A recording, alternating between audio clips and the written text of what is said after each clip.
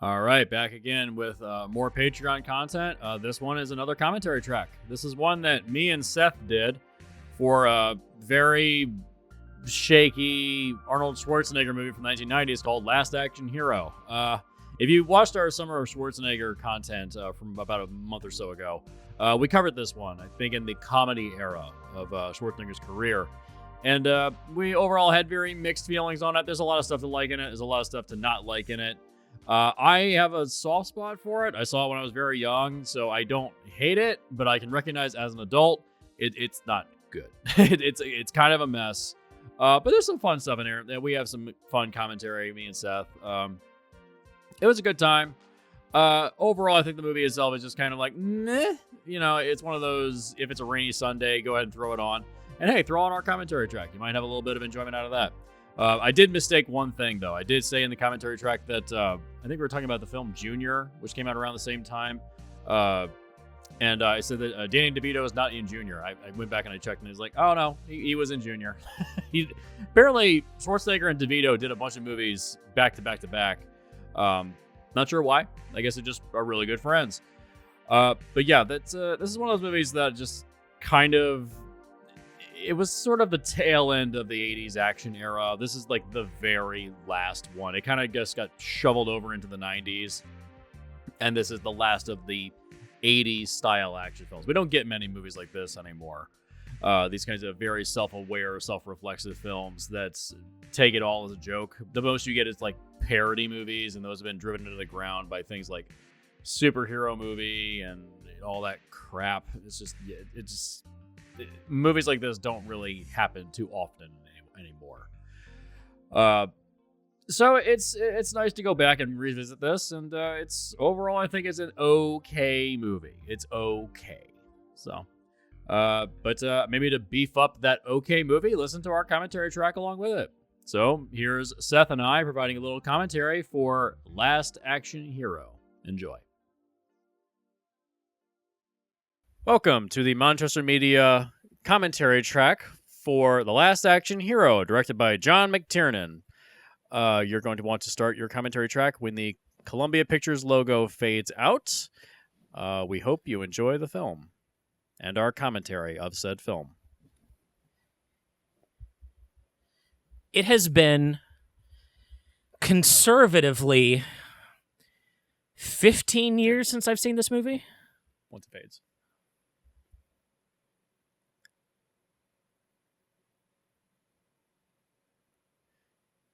All right, here we go. Now, I don't understand why it opens up like that. What's up with the weird edit like that? I mean, stylization? Is this in the movie world? This is the movie world. I don't get it. But yeah, this has been... How long has it been since it came out? 93. Ooh, man. But this is like a good film to do a commentary for, because this was like horribly maligned when it came out. I don't think it's the worst thing in the world. I watched it again recently. It's not the worst. Also worth noting, they talk about this taking place on Christmas. This film was co-written by Shane Black, who always sets his movies at Christmas. Didn't he famously not like this movie? Yeah. It was really, really hated, and it made no money when it came out. It really was not liked at all. It was very much hated. This was kind of like the beginning of the downfall for Arnold for a little while. Damn. Yeah, it was like this and a bunch of other crap that was coming out that didn't do very well. I think like End of Days was not too long after this or something like that, which is a terrible film. Dude, End of Days. It's so bad. When the devil has a threesome with a family. Oh, God, I know, right? Yeah, this was kind of the beginning of a slump for Arnold's career. Yeah.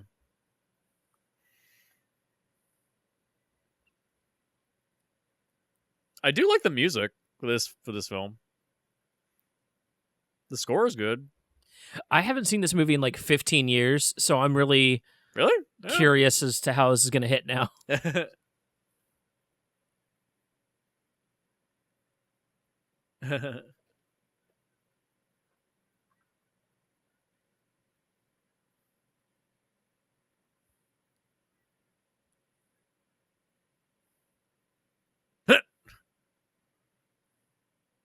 Hey, Tina Turner. Damn. I know, right? When the Governator gets you. Well, you just walked away from the camera.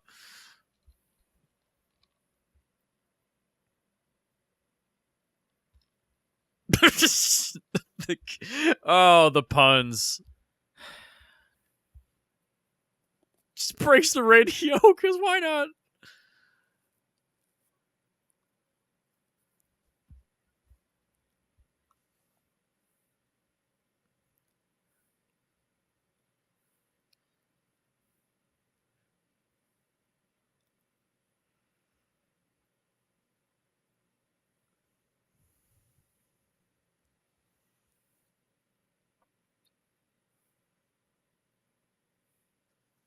Jesus Christ, what a character. I know, right?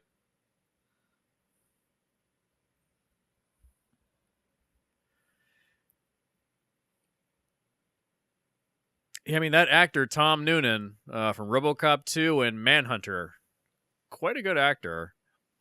He's really good at playing villains, but apparently he's like the nicest guy in the world. So it tends to be how it is. It's like it's always like the nice guys that play the villain. They play really good villains. I'd also recommend Manhunter. It's quite a good film. Don't watch the remake, Red Dragon. It's not very good. Maybe that'll end up on Split the Difference one day. Which one's better, the Michael Mann movie or the Brett Ratner movie? Jesus Christ.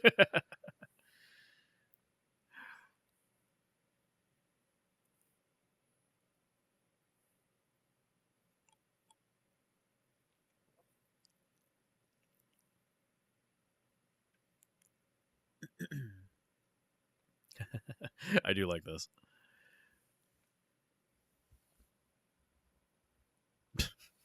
Jesus.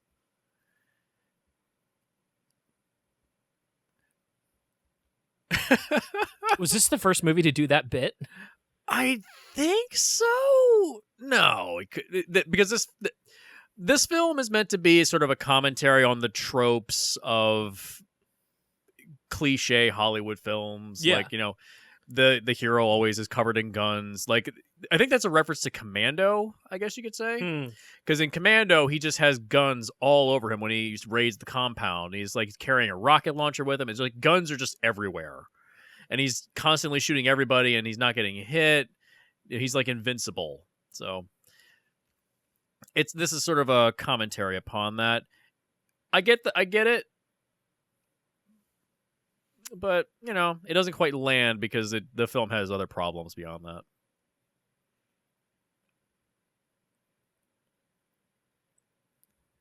Also, if that grenade was real, it would have gone off by now. Oh, yeah. Grenades have like a 5-second timer on them.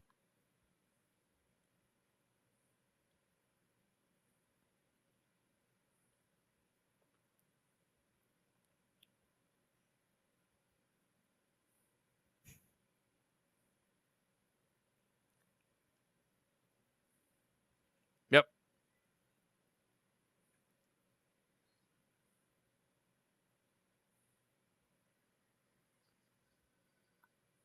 The 3D movie shot. Yep.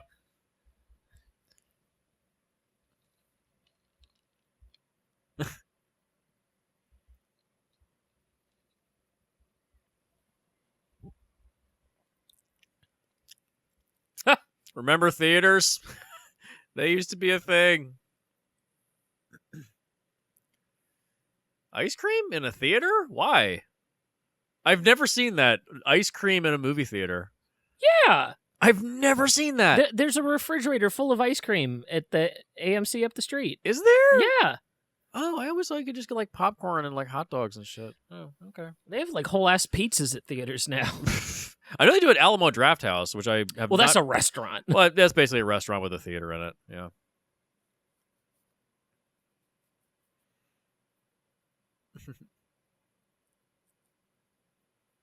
Oh, hey, there's a poster for Randy, the amazing Randy. James Randi, who sadly passed away, I think, earlier this year. There's a good documentary called An Honest Liar, which I highly recommend. It's very, very good about James Randi exposing these con artists that use like religion to trick people into giving them their money.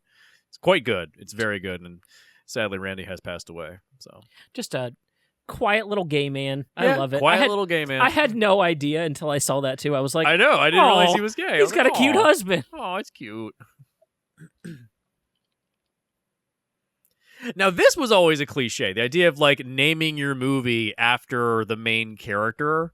That used to be a thing back in the 70s and the 80s. Do you think Die Hard would have lasted for 6 movies? No. If it was just John McClane? There were plans for a prequel called McClane, and it recently got canceled because the Fox buyout. Damn. Yeah. But it kind of resurged when there was 2 separate things. There was the Jack Reacher movie, which is... I don't hate it, but as a Jack Reacher fan, I can tell you right now, it's not a great adaptation of its material. Yeah. Even Lee Child has admitted it's not great. I met Lee Child. He's a very nice guy, super tall, smokes like a chimney. He has since retired from writing the books. His brother takes over now. The books are okay, but not great. But the other one is John Wick. The John Wick franchise, like calling it their own, because the original title of John Wick was Scorn, and... that script is available online for free if you want to read it. It's okay. It's pretty good. Huh. Like the dog's name is different. It's Moose in the script, not Daisy. You know, there's little changes like that. But overall, it's pretty accurate to what ended up on screen. Just the title is the main thing that's different. They called it John Wick. I did not know John Wick's dog's name was Daisy until right now.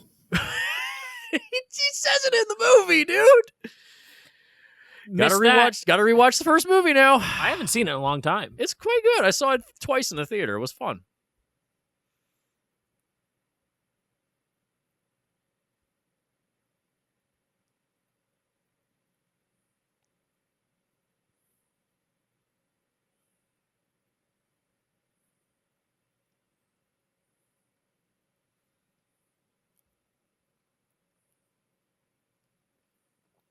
Oh, Hamlet.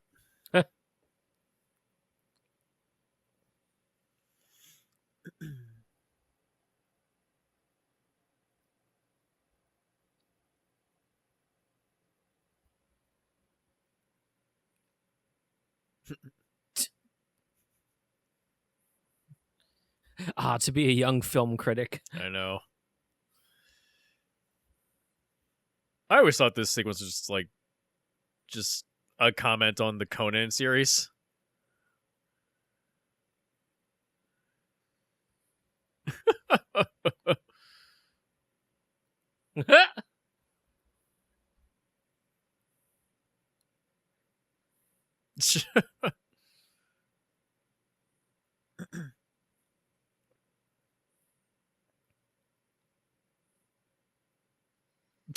Jesus.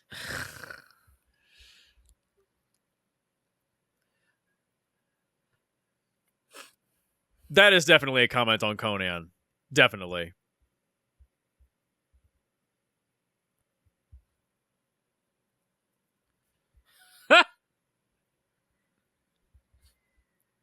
That looks terrible.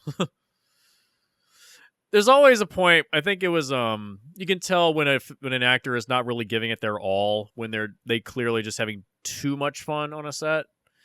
Like you can see this with like Rocky 5 where like Stallone was on autopilot most of the time.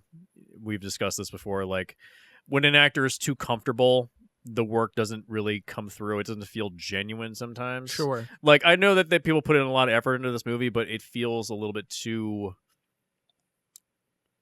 polished sometimes.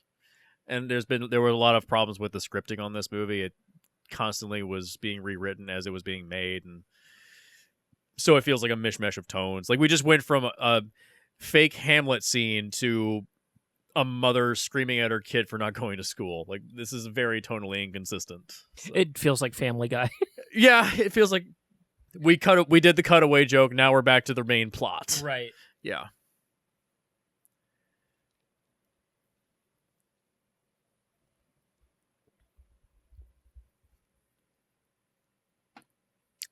There's a documentary, I believe it was on Amazon for a while. I think it's off now, called In Search of the Last Action Heroes, directed by Oliver Harper, who has a YouTube channel for film retrospectives. It's quite good. I really like Oliver Harper.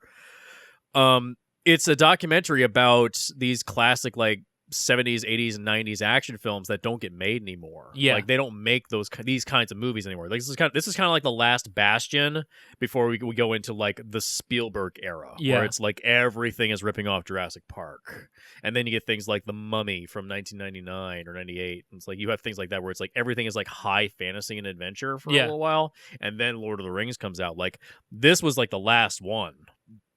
So it really was the last action hero. Like this was kind of like the end of an era, and it's kind of a sad way to go out because I get it's commenting on stuff, but the movie's fine but not great. Yeah. But there's that documentary Shane Black was talking about. He was interviewed. He was talking about this film and how the production of it was a mess. And after the premiere of the movie, you go to the after party. Yeah. And everybody was at the after party, and nobody was talking about the movie. Because everyone was just kind of like, yeah, that movie's not very good. And he kind of knew it. And the only reason he's credited on the film is because of contractual reasons, but most of his stuff did not end up in the film. So it's a hodgepodge of random stuff from many different writers, many different people working on the film. Like, this feels completely out of place in this movie. This whole scene. I'm not saying this wouldn't happen if you were in, like, the dumpier parts of New York City, which it's is to New say, York in the 90s. You know, they all got switchblades. Yeah, I know. If you're in the dumpy parts of New York City, which is, say, like, 90% of New York City, then this is accurate, but this is supposed to be a sort of a high fantasy action film with Arnold Schwarzenegger. It doesn't really fit. This scene feels like Aronofsky. Yes, this feels like it's out of Requiem for a Dream. This feels like it's in the wrong movie. That guy looks like Shane Black. I wonder if that actually is him. No, I'm guessing it's not, but he looks a lot like him.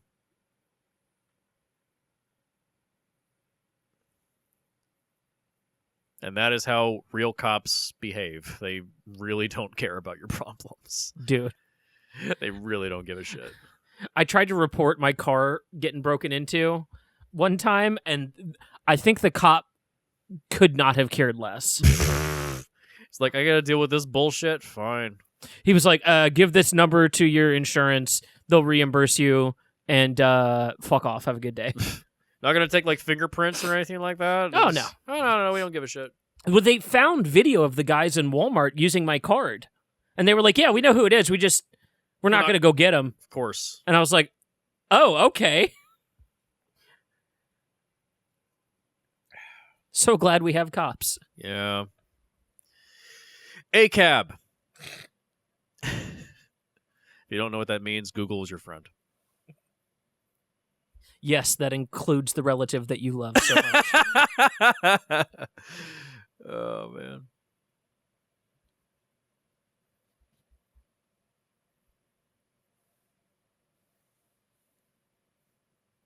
This kid looks like Maya Hawke if she were a little boy in the 90s.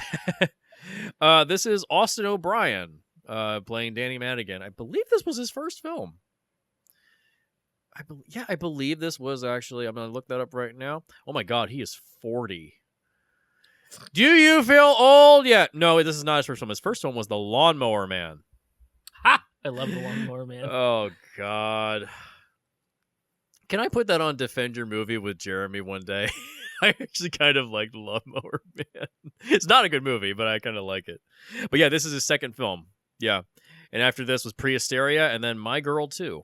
Oh, no. The terrible sequel. Yeah. I remember his episode of ER, though. I remember that. He played a kid that had sex with his sister and got his sister pregnant in an episode of ER. Is that Clooney era ER? Yes, that's early years where the show was really good. It's a good episode. It's like the kids are traumatized from stuff, and so, you know, they're all fucked up. And yeah. So, yeah, it's a good episode. It's quite good.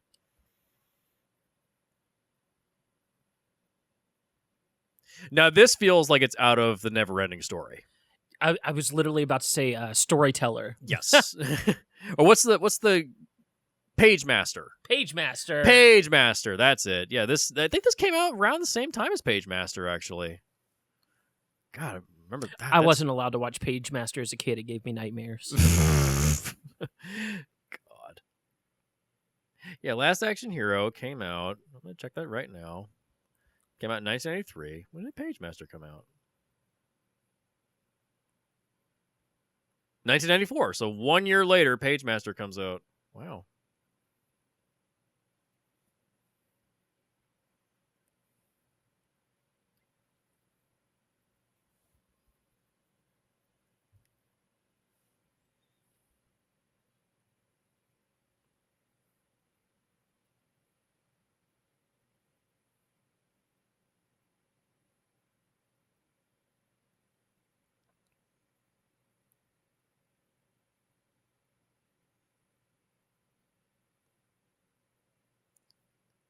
Funny how the ticket didn't do anything else the entire time it was in his possession. Maybe it needed to be torn. Now it's active or something.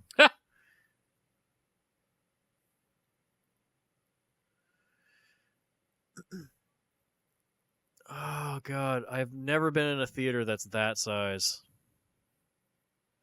Maybe AMC in Silver Spring. Maybe, or not, AFI in Silver Spring. Franco Columbo. There you go. That was Arnold Schwarzenegger's best friend. Franco Columbo passed away a few years ago. He was out swimming, and he had a heart attack and drowned. Damn. Yeah. So, but how's that for a title sequence? But yeah, soundtrack for this movie is great. I love this soundtrack. But yeah, Franco Columbo, if you watch the film Pumping Iron, the documentary about Arnold Schwarzenegger's ascent to being Mr. Olympia, Franco Columbo, I think, came in second place, and third was Lou Ferrigno. Lou Ferrigno. Yeah, Lou Ferrigno, yeah. But yeah, and Pumping Iron is actually quite a good documentary. It is. Yeah, it is. A lot of it is fictionalized. A lot of it is faked. But it is still fun to see Arnold in his prime. Like the extreme lengths those guys would go to bodybuild. The way he talks about bodybuilding. Yeah, but it's just like coming. I'm coming in the gym. I'm coming home, so it's great. It's just, oh my God. Eat very healthy for 6 days, and then on Sunday I have pizza and beer. Yeah, and that is the way you do it. You eat 6 straight days of healthy, and you have 1 day where you can eat crap. That's the best way you do it. It's called carb loading. Oh, yeah. Yep.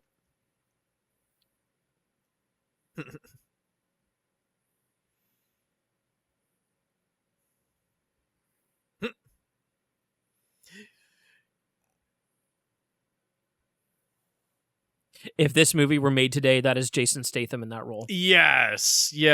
Charles Dance. Oh, man. Good old Lannister himself. What the hell's his name? Not Tyrion. Not Tyrion. Oh. He's the daddy Lannister. Oh, God. It's going to drive me crazy. I've blocked out Game of Thrones thanks to season 7.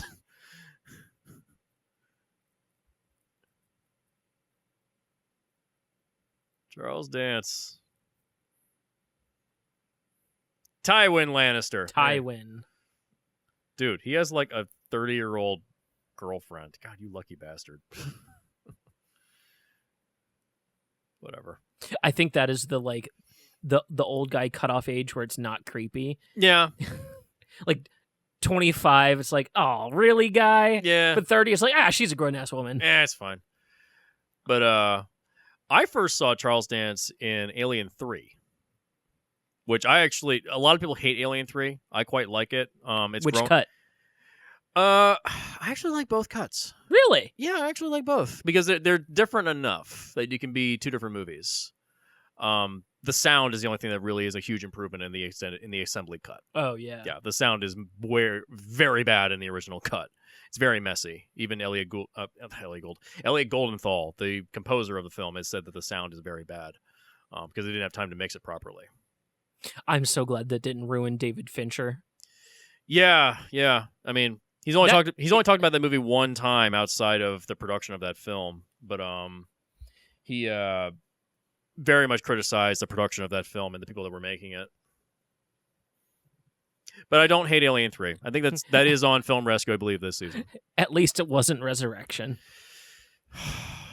Go back, listen to that episode, and hear Vic try to fix it.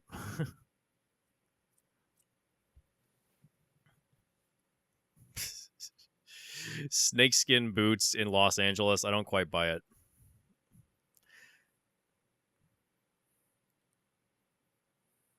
I think this film is also a commentary on like the sort of uber right-wing nature of a lot of action heroes of the 70s and the 80s, like the Dirty Harrys, the John McClanes, the Steven Seagals, like Jean-Claude Van Damme. Like everyone is like this uber tough guy. They always have like the perfect attire, or they put a gun in their pants. They end up with their shirt torn off at the end of the film. It's like that masculine type. Yeah. But by the end of this film, he is emasculated. He has all of his power taken from him. He's physically getting hurt. He's being injured for real. So it's sort of like a mirror of itself by the end of the film because he's in real New York. See, this whole scene reminds me more of Shaft than any of those other movies. Yeah, I can see that too. Shaft, yeah.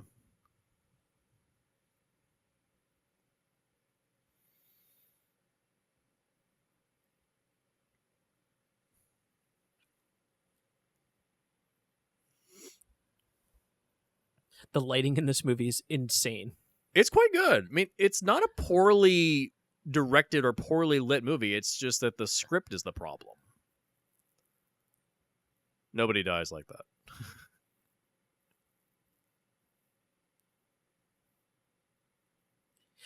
This is a movie for 15-year-olds. Yeah, like it's in that perfect age range. You discovered your dad's DVD collection, or in our case, VHS collection of like old action movies, but you just came off of like 90s fantasy nostalgia. Yes. And so it's trying to combine the two.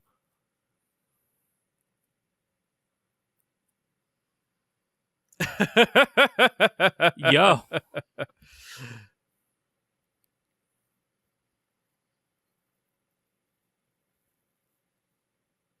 Yeah, yes, very much comments on the immortality of these kinds of action heroes.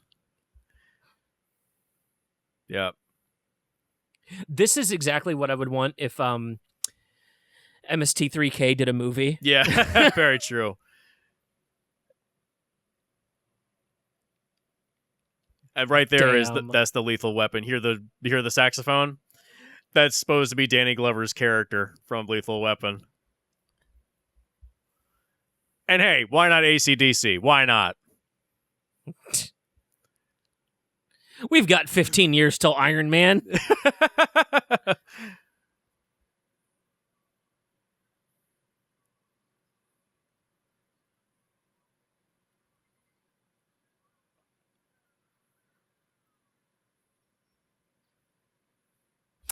That's awesome.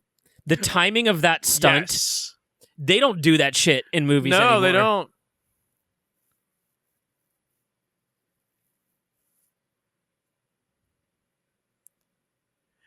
And also the absurdity of like, well, the bomb was supposed to kill him, but then guys in a truck show up to shoot him. Like, well, I thought the bomb was supposed to take care of it. But it's like, we need to have the action scene now.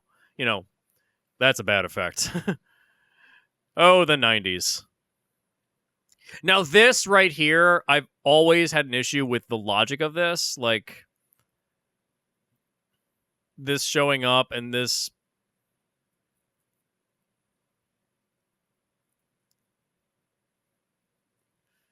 Now, that's supposed to put the bomb out? No, it's still going. But then when they go back to that theater at the end of the movie, the theater's fine. Like, the bomb didn't go off. Was this film in Parkland right after the Dark Knight came out? Jesus.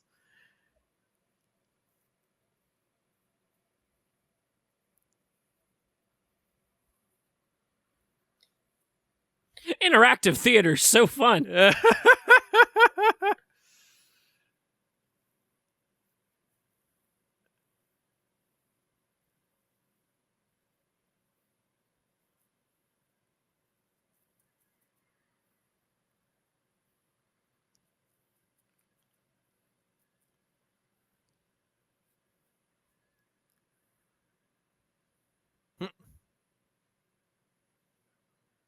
Like, cars are just exploding for no reason. I love the, like, intentional continuity errors, too. Oh, yeah. It's like, intentionally things don't match up.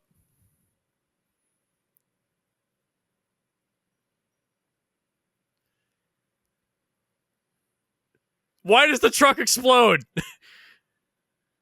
Why?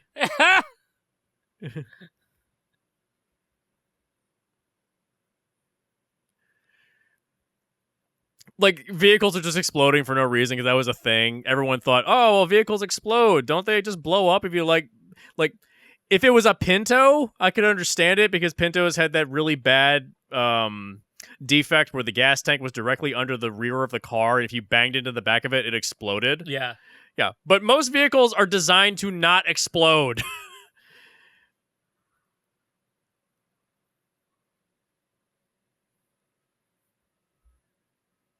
Anytime you see in a movie, hey, there's our product placement. Yeah. Hey, we changed the soundtrack now.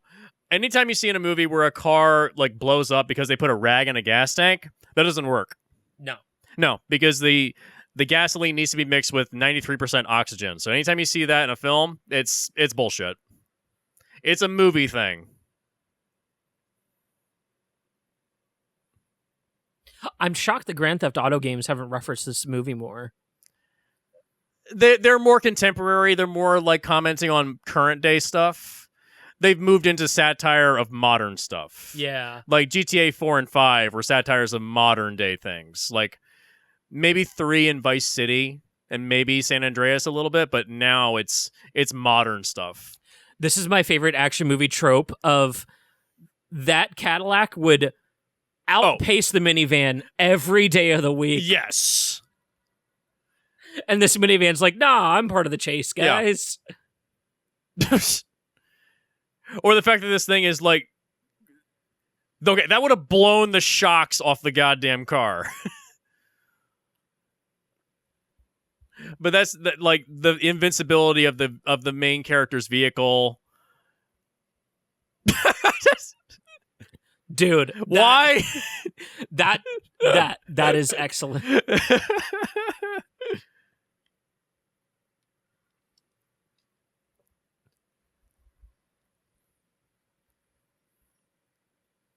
Infinite ammo and all of the weapons. Yeah. This was a thing. That's one thing I really like about the John Wick franchise is that guns run out of ammo. He reloads. They make reloading badass. Yeah, like that scene in the first John Wick when they're in the club and he runs out of ammo and he stabs the guy in the neck with the gun and just flips out the empty pistol, loads another one and shoots the guy twice. Like, great. I love that. Just that pause in the fight scene. I loved it. They don't have that in these kinds of movies. It kind of just goes and goes and goes. Yeah. I think Michael Bay, really took a lot of inspiration from these kinds of films. They just go and go and go. What do you mean, just like Jack Slater? This is Jack Slater. That is Jack Slater.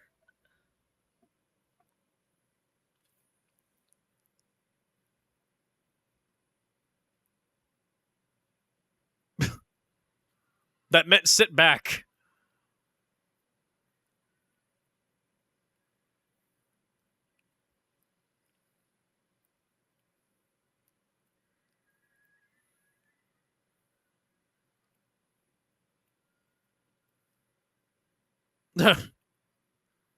Why does it blow up? I don't know.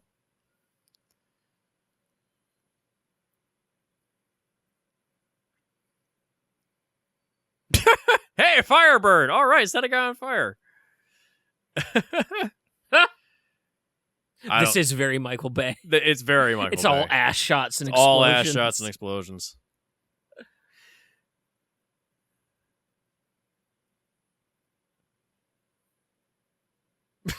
Oh my god. That's what I'm talking about. That's what I'm talking about, like, tonally. This feels like now it's like a Looney Tunes cartoon.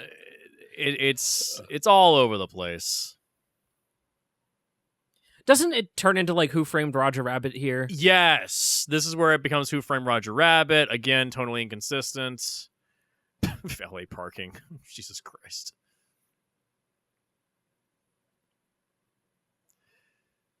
And the hey, Sharon Stone. Hey, it's the T-1000. Yo.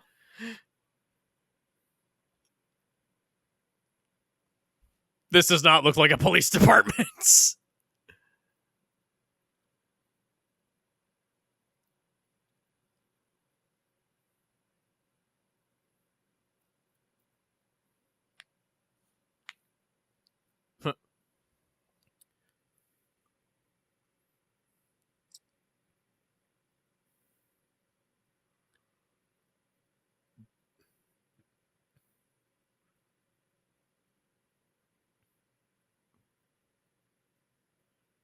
Jesus Christ.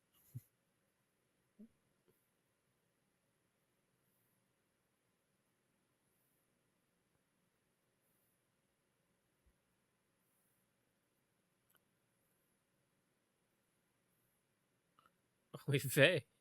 Okay. That's a Shane Black bit if I've ever seen one. Yes, that is.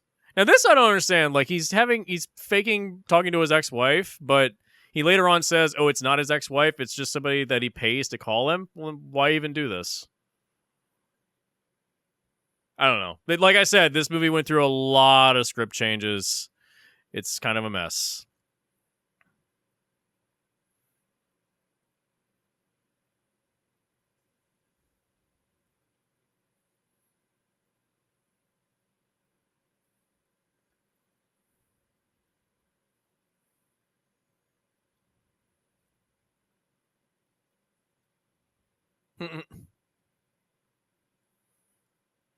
I've actually never seen Amadeus. It is excellent. Okay. Hey, Decker. That is a reference to Fred Decker, director of RoboCop 3. He was Shane Black's roommate. Interesting. Yeah. He was Shane Black's roommate for a long time. As a reference to Fred Decker, director of Monster Squad, which is actually quite a good film. I actually quite like Monster Squad.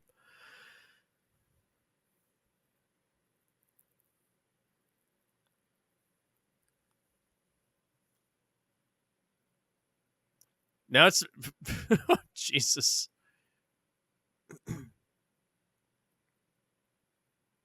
Hey, it's Danny DeVito. Is that Danny DeVito? It's Danny DeVito.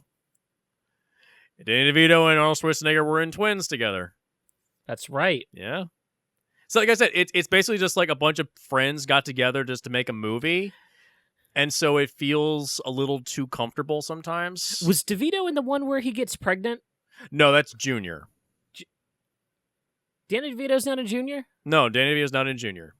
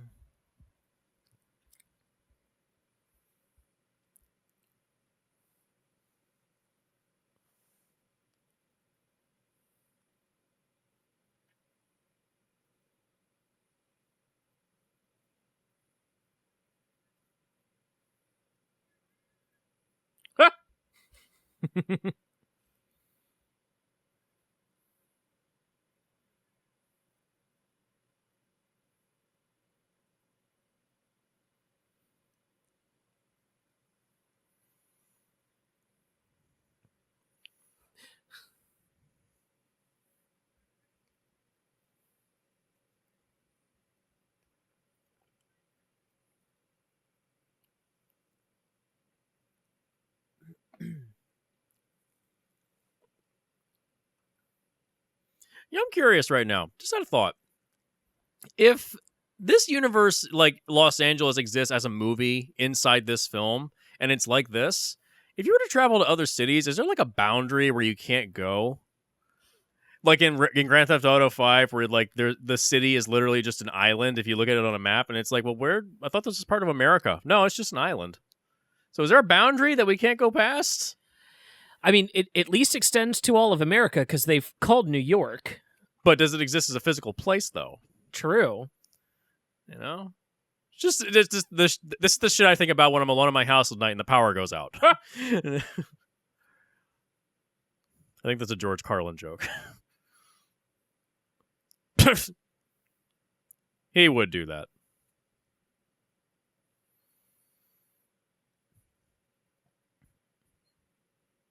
I don't get that. Like, is that a Cherry 2000 reference? I don't know.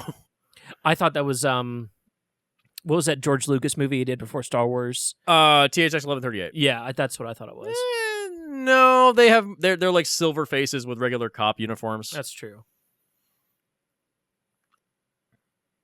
And another thing is like it's directly referential to the callbacks to like Schwarzenegger's lines, like I'll be back, or or I knew you were gonna say that, or something like that. like I said, everyone was a little too comfortable on this production. It's too bad True Lies hadn't come out yet for them to make fun of. Yes. Because that's like... Yeah. I will say True Lies did come out after this, and True Lies is a good resurgence for... I like this.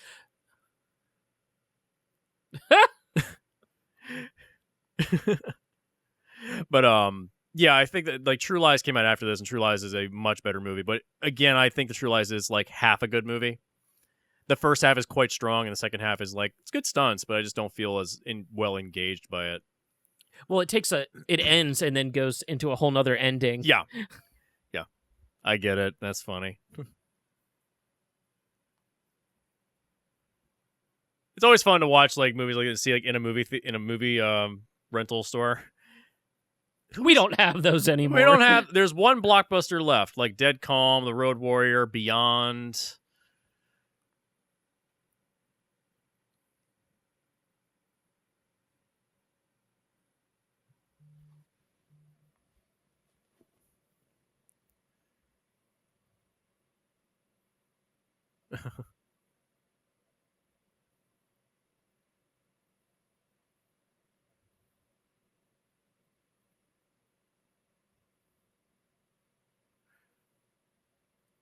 I wonder if all of these movies are registered underneath the production company's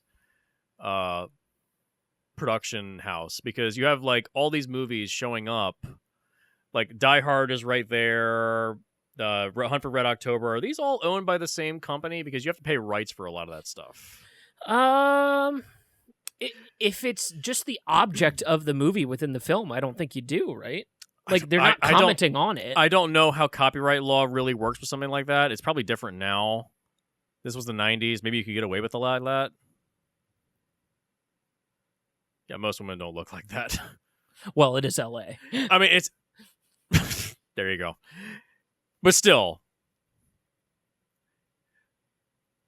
The outfits, like right, all these outfits in the background, they're a little too outrageous. Like it's all women. There's no men. Yeah. It's like, oh, LA is populated by all women all over the place. No, I've never even been there, and I can tell you that's not true.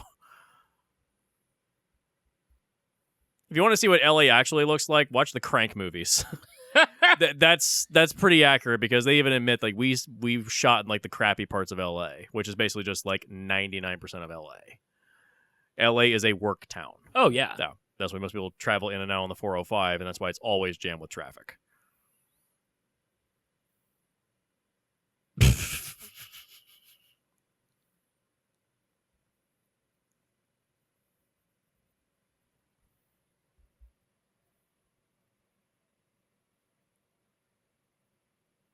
Why is there an echo on his audio track? There's echoes on both audio tracks. That is weird. See, it's different now. That is so strange.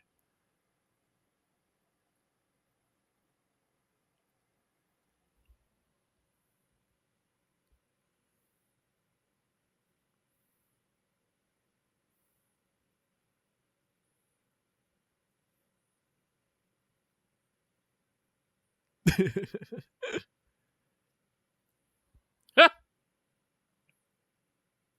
hear the switch in the ADR? I did.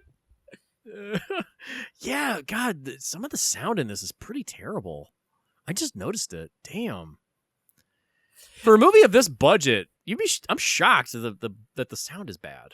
This feels like a movie saved in the edit.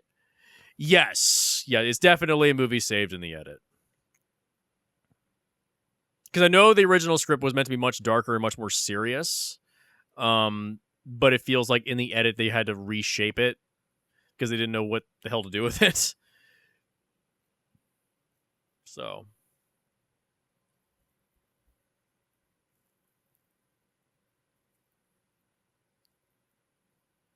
I love that Gen Z fashion has wrapped back around to just 90s kids with middle parts and baggy clothes. Yeah. Like it's all the same shit. This kid looks like he's making TikToks right now. I know, right? Yeah.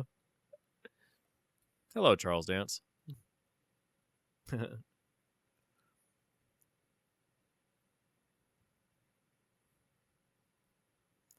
Only two kinds of people wear sunglasses indoors: blind people and assholes.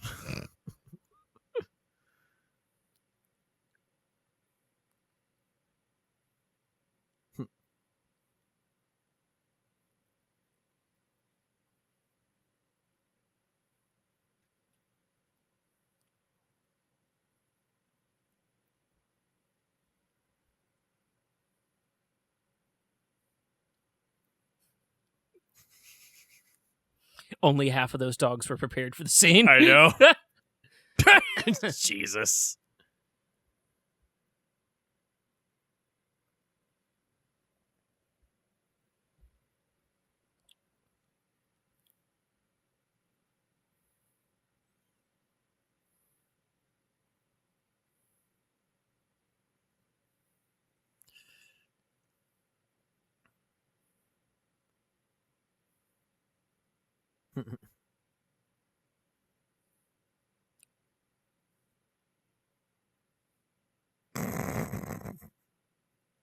Damn.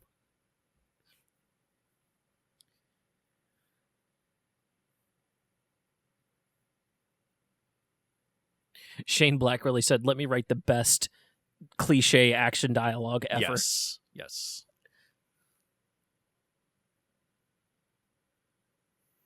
I actually rewatched Predator again recently. The original, with Shane Black, has a small role in that film as Hawkins. He's the first guy of the squad to get killed. Yeah. Jesus. But yeah, like that film is very anti-cliche because it's about big tough guys that are wearing very little clothing, basically being killed off one by one. Like if even they can't survive, Yeah. anyone can be killed off at any time.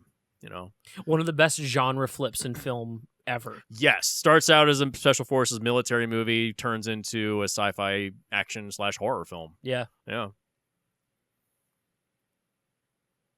Did I ever tell you about my my pitch that's a Predator ripoff? No, you didn't. Okay, so long story short, not much is happening in the movie, so it's fine. Yeah. Long story short, a bunch of Vikings come to North America in the 1300s. Okay. They already have like an established colony, Mhm. like a little village, and they're like in with the natives, Yeah. and everything's pretty good. There's a big storm front coming in, and then they get attacked by Sasquatch. And it's just the events of Predator in a snowy northeastern forest. There you go. Yeah. I can see that. Yeah, that'd be fun. It plays out beat for beat exactly the same. Jeez.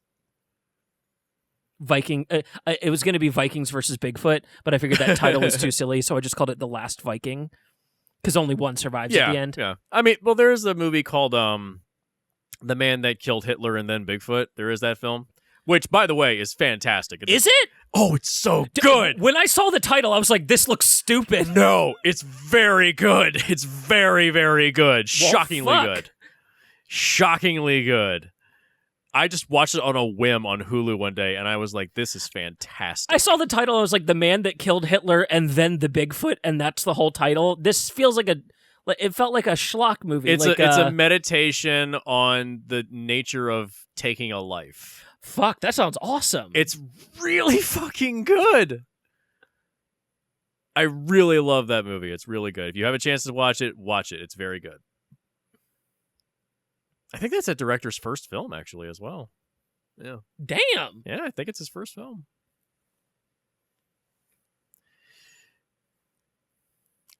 Bridget Nelson, I think is her name. I'm looking that up right now. Who's clearly too old to be his daughter. I think this is right after or right before Mortal Kombat. I think. Bridget Wilson. And Mortal Kombat would come out.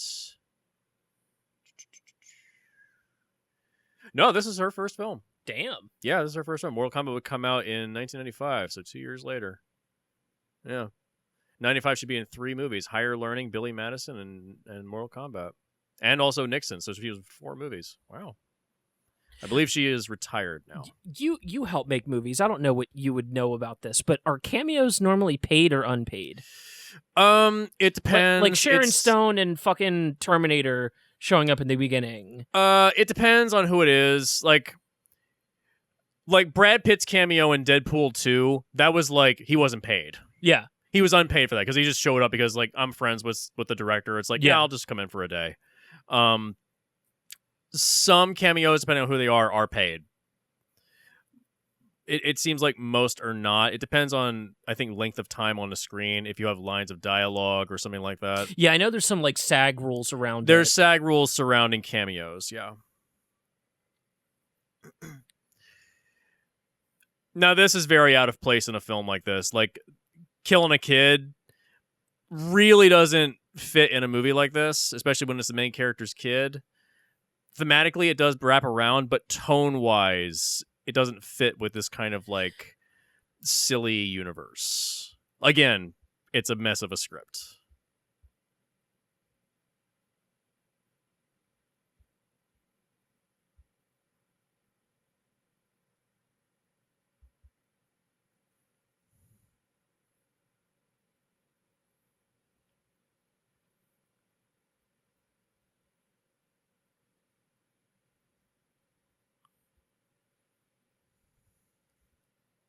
Do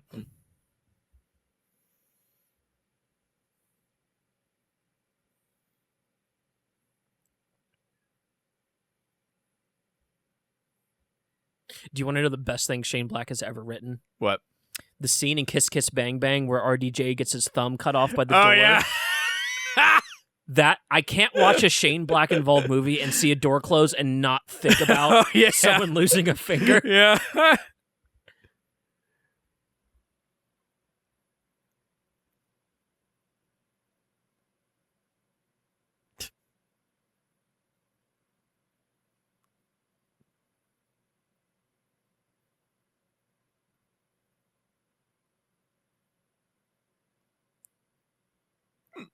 God, Charles Dance plays such a good asshole.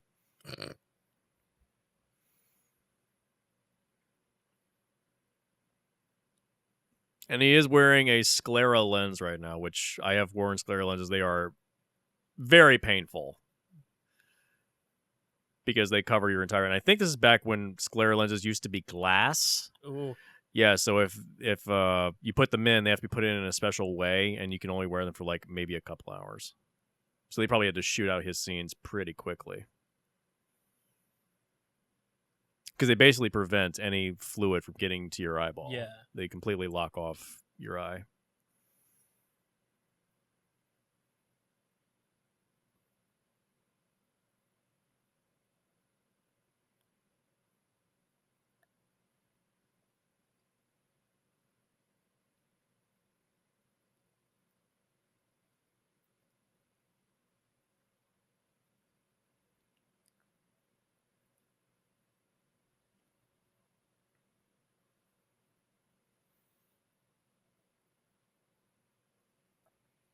I really like that this could have easily been a fish out of water story, but instead they made him intimately like know action movies. Yeah. So he's not the fish out of water. Yeah. He knows the rules, he knows what's happening, but now that he's caught in it, he doesn't know what to do. Like he knows how to operate within scene to scene. Yeah. But he doesn't know how the movie ends. Yeah. Because he hasn't seen it yet. Yeah.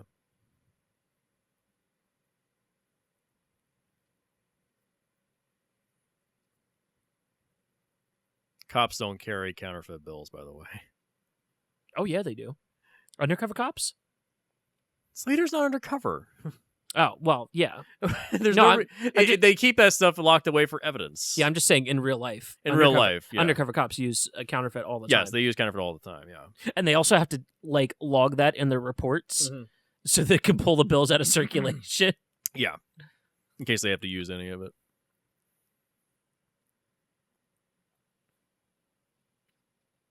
I don't remember what movie it was in, but one of my favorite bits I've ever seen was somebody demanding, I think it was $100,000 or $1 million or something like that. Yeah. And they showed what it looks like in cash in hundreds, and it's not a lot. Yeah. And they were like, "Oh, I brought a briefcase," and like they put like 5 stacks in it, and they were like, "Okay." Oh no, it was the original Rush Hour. They want like $20 million in small bills, and they bring like 2 suitcases. Like that's like several tons. Yeah. No, it's not how that works. Hey, Assassin's Creed. But yeah, small bills typically do not fit into suitcases. I don't even know where you buy a suitcase today. Where the fuck do you even get a suitcase? Amazon? I don't know.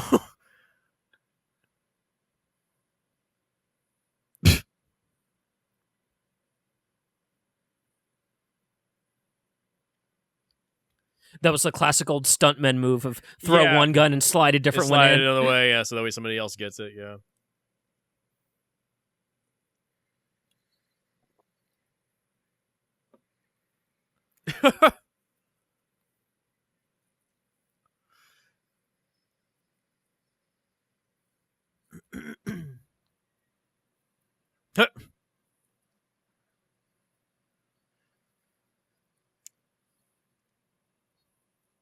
This is also a PG-13 Arnold Schwarzenegger movie. Yeah. It's kind of hampered by that. Very easily tell. No blood, no gore. Make up for it with drywall. Yeah.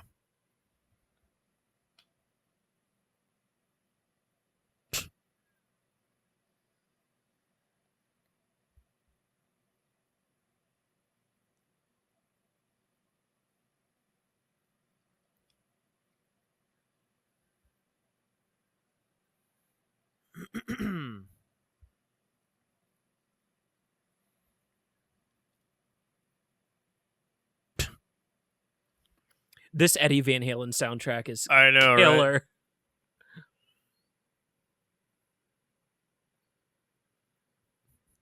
I'm fairly certain a shotgun blast at point blank range would go right through a vest like that. Depends on the bullet kind. Yeah, it's true. I've been shot with birdshot before. Ugh. It fucking sucks. I'm sure it does. My dumbass brother. That's... When I'm talking about like the invincibility of our main character, he's falling how far? Like 50 feet? Oh, easily multiple stories. Oh yeah, he's fine. Like it's a thing that was in movies at the time. Like I think it's a comment on like Die Hard where he jumped off the rooftop with the fire hose attached to his waist. You could survive that, yes, but you could not survive when the wheel comes down. That would have just ripped him out of the building. Oh yeah. Yeah, it's the characters need to be invincible because, say it with me, the movie needs to happen. It's gotta happen. It's gotta happen.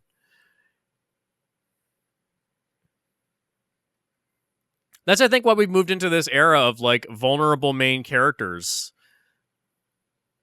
Desert Eagles only carry 8 rounds. I love it. Yeah, we've moved into, like, the John Wick franchise, where characters really get hurt. One of my have you ever seen The Protector with Tony Jaa? Yes. The scene after he beats up all the guys in the warehouse, and the next day he's, like, laid out on a couch for a day. Yeah. It's like, yeah, you'd feel like shit. You'd feel like shit. Yeah, it is painful. Like, getting punched hurts. Dude, I haven't been in many fights, but I know it takes a few days to bounce back from that shit. Yeah. Assuming you didn't break anything. Yeah. I love them angling the camera down to make it look like he's going faster than he is. Yeah. Clearly, this was a flat road.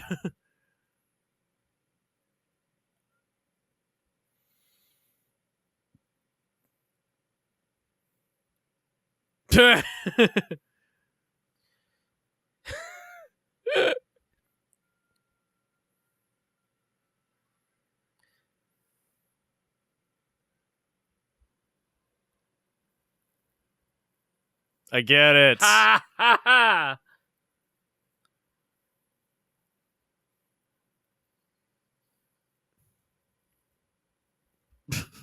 Is this the precursor to Free Guy? Oh, Jesus Christ. I still haven't seen it.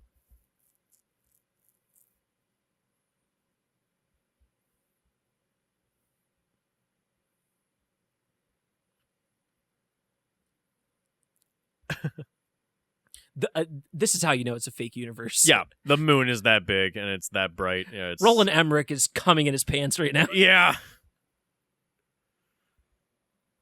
For those of you who don't know, we're recording this on September 4th, 2021. And the trailer for Moonfall just came out, and I have been relentlessly roasting whatever bullshit that movie is. Yeah.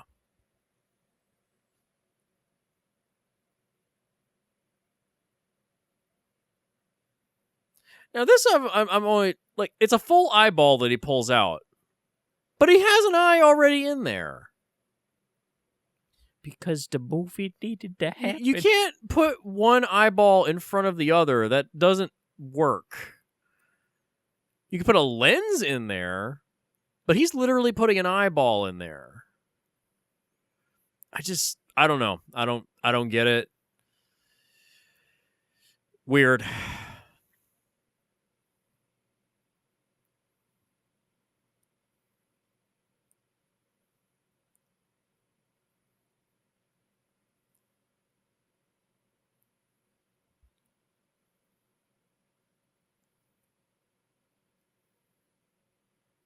This is something that's always kind of bothered me in movies like this. Like, I know this is like the most nitpicky bullshit I'm about to say, but so you can push your way through the wall, right? Why aren't you falling through the floor?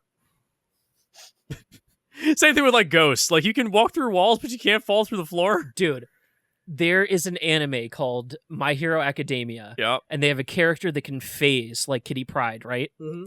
Except for he figured out early that he has to phase with momentum, because if he just turns his power on, he just falls through the earth. That's good. I like that. And he can't see, hear, smell, or taste because he's phasing through matter. So he's functionally blind anytime he phases. So he combines it with these crazy like martial arts moves where he'll like dive into the ground and like shoot back up like he's a skipping rock, reactivating his power to like move through objects. Like, he turns it into like a plus, but he was like, yeah, when I first discovered my power, I almost suffocated to death because I dropped into the center of the earth.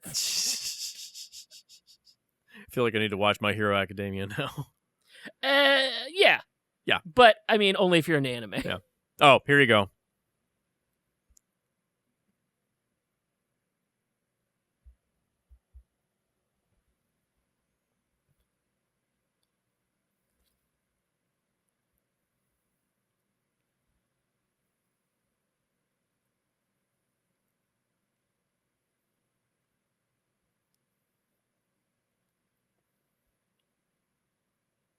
Yeah, there you go. There you go.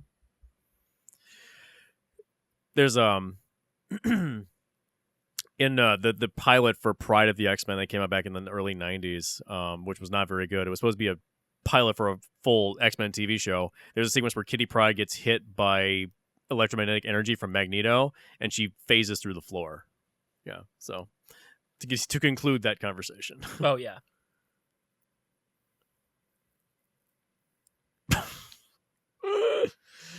The two survived. All the cops are dead. Yeah. Like, but she's still on fire.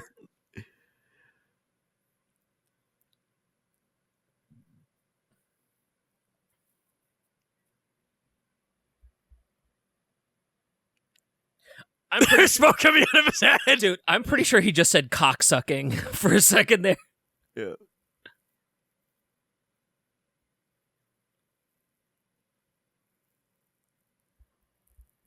That's what I'm talking about. Like, it feels like a Looney Tunes cartoon now. It's like it can't choose a tone, it can't choose a style. It's really struggling to find its footing at this point. The scenes are fine. Oh, also he's black and white. Oh, I get it. Oh, that's God, what the fuck is his name? God damn it, from Casablanca. Yeah, I know who you mean. Oh God, that's gonna drive me nuts. Why the fuck don't I know this? I'm smarter than this. I keep waiting for Columbo to show up. F. Murray Abrams? Is his name? That's his name. Yeah. That's his name, yeah, from Scarface.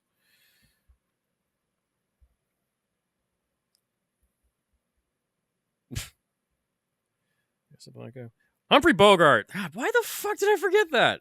I was almost there. Yeah, I'm pretty sure that was a clip from a movie that he was in that was excised. I think that was from The Big Sleep. Also, Humphrey Bogart sounds like a made-up name. It really does. It really does, yeah.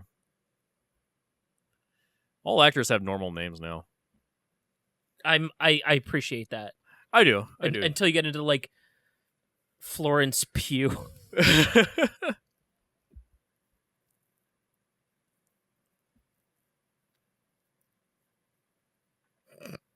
I love this bit. Dude, this is just True Detective.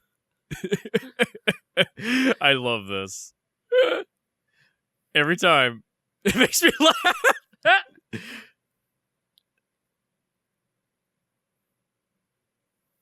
All the boots. All the boots, the guns. It's the same clothes. This is straight up just a Family Guy bit. This is a Family Guy bit. Yeah, this is... Yeah. Yeah. Anymore. They're just ignoring the dead body on the floor. That's probably bleeding out into the carpets. Oh, yeah. No deposit on this place. Yeah, no deposit, yeah.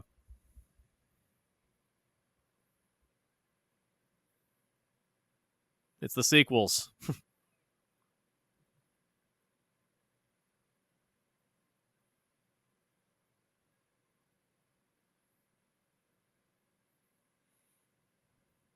Is this J.J. Abrams talking about making Star Wars movies?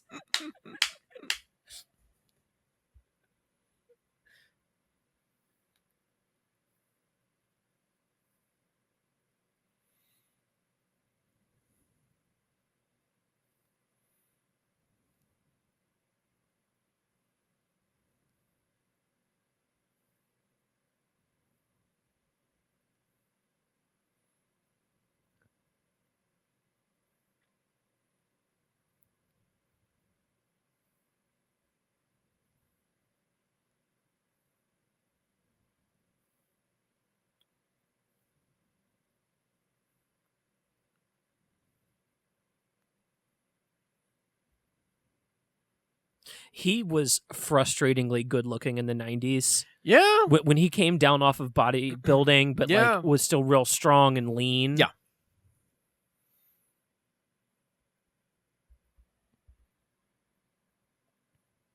Physically, he was in his prime at this point. This was good. Yeah. This would have been what, his 40s? No, I think late 30s actually. Yeah. Late 30s, early 40s, around there. Yeah. He's in his 60s, 70s now, something like that. 70s. 70s. Yeah. Yeah, because he's the same age as my dad. Yeah, he's up there, but he's still he takes care of himself. He still does work out. My dad was in his 40s when he had me, and he's the same age as Schwarzenegger, so he would have been early 40s here. Yeah. And according to my dad, that is the best you feel in your life. Yeah. If you keep up with your health. Yeah. I love this. He's just not paying attention to the traffic. I love how earlier when he was talking about shooting and driving, he's like, never do it in heavy traffic. And he just doesn't even acknowledge the traffic at all.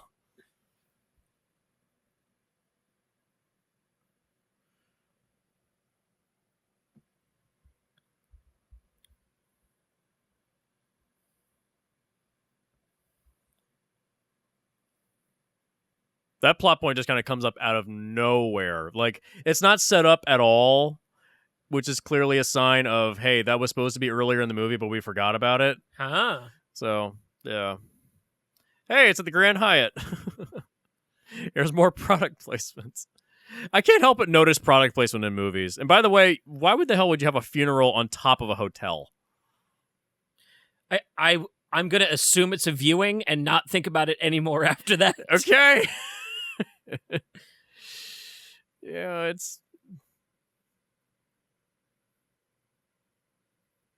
it's because they wanted the action set piece with the crane and the helicopter. Have you ever been a pallbearer? No, I have not. Caskets are heavy. Shockingly heavy. They're heavy. And that's why I want to be cremated. If you can't carry me around in your hand, doesn't matter. Just chuck my body in the ocean then.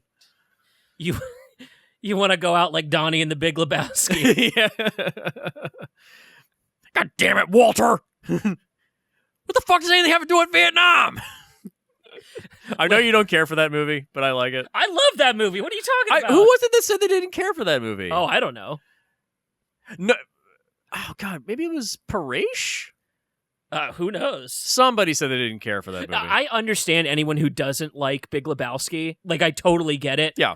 However, when you have lines like, does my vagina frighten you, Mr. Lebowski?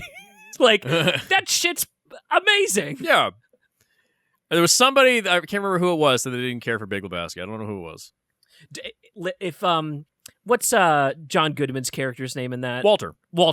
If Walter knows that Chinaman is not the acknowledged nomenclature and he can adjust his language for it, every Republican does not need to be racist. Yes.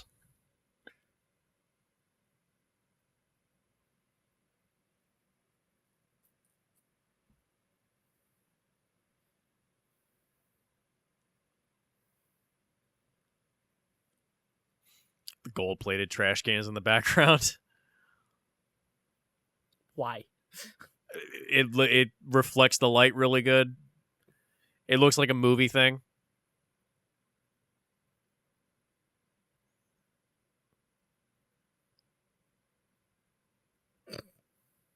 I love that.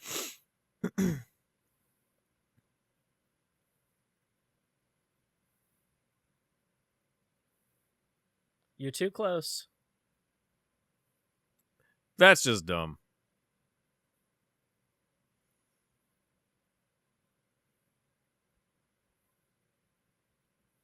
You ever heard the 3-6 rule? No, what's that? If you're ever going to punch somebody, you need to be within 3 feet, and if you're going to shoot them, you need to be further away than 6 feet, because you can close both of those gaps very quickly. I did not know that.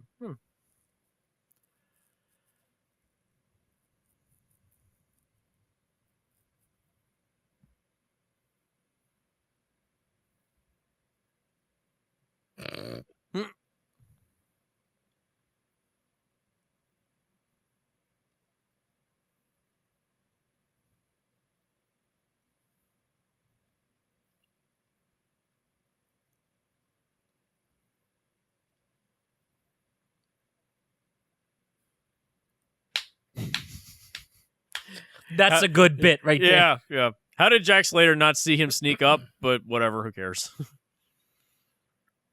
Movie logic. Jack Slater can only see what's on the screen. Exactly. Exactly, yeah.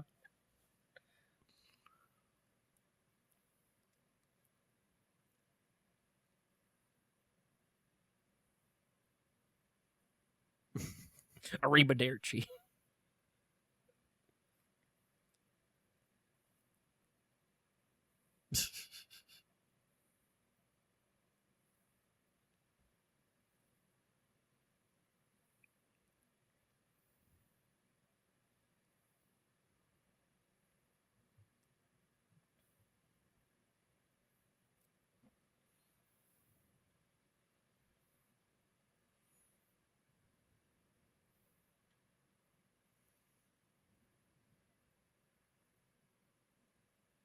See, it's a cartoon now. Literally a cartoon.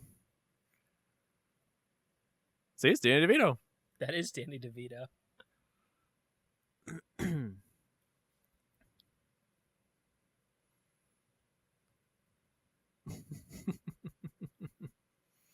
Hey, Danny, can you come in for a half hour later today? Goddamn whores. There's a Chris Evans cameo in Free Guy. And apparently they filmed the entirety of it in under 10 minutes. He had a half hour free in his day, swooped in, shot the cameo, and left. Nice. That's good. That he probably was not paid. Yeah, I would assume no. Yeah. Well, also, like, is that Ryan Reynolds' real life superpower? Just incredible cameos in he his just has films? all these friends. He's apparently the nicest guy in the world.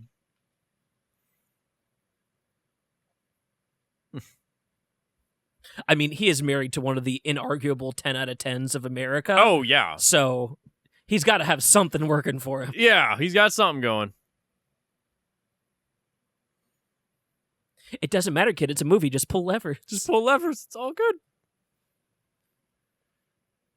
Isn't this the same finale as T3? Isn't it a funeral at a hotel? I'm pretty sure he pulls guns out of a casket, and I haven't seen that movie in like 30 they go years. to Sarah Connor's grave, and then her apparently she was actually cremated, and instead she buried a bunch of guns in her casket in case like things did go wrong and another Terminator came back, in case John Connor needed to still fight for the future. So she just loaded her casket with guns. Basically because the movie needs to have guns at that point. Sarah Connor is one of my favorite action leads of all time. Yeah. Because she thinks about shit like that. Yes.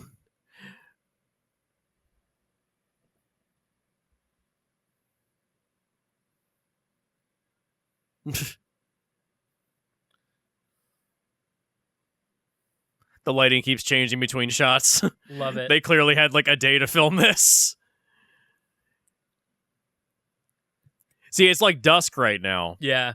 But in a couple of minutes, it's gonna be bright middle of the day. I mean, it looks good. It's just you can always tell when they have a short production schedule.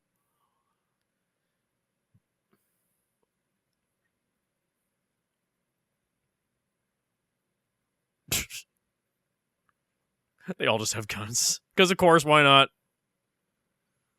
Dude, who scored this? Because this sounds just like a Spielberg movie. I don't know.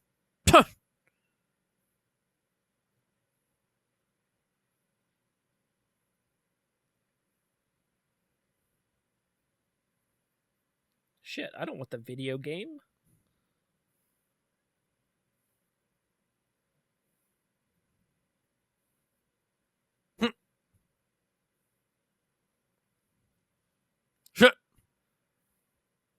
This is only 40% on Rotten Tomatoes? Yeah, this movie was not very well liked. I'm gonna argue with that one.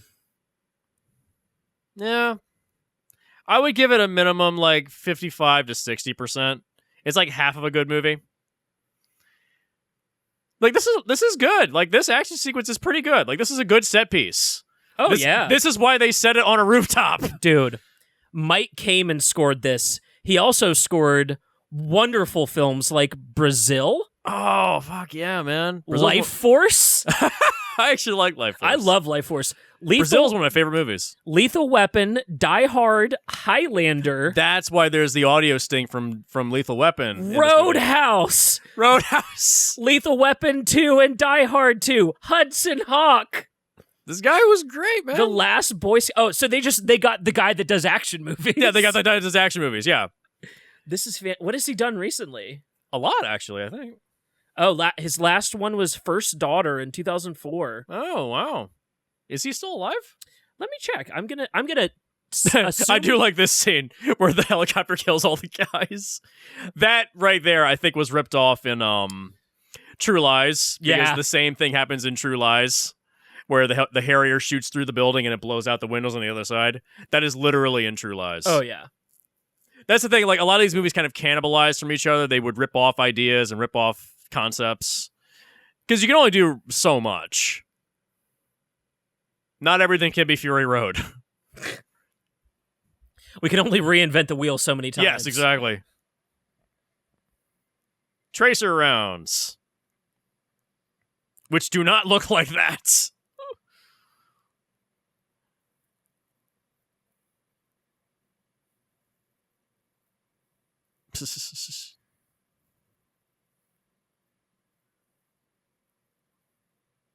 That is a double.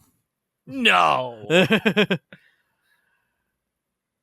You can always very clearly see when the doubles are in this movie. You can always plainly see it.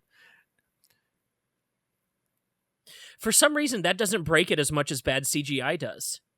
No, it doesn't. I don't know why. No. Sometimes there's good doubles in movies. That's hilarious. Yeah, I like that. This is clear. That's clearly him on a wire. You can see it.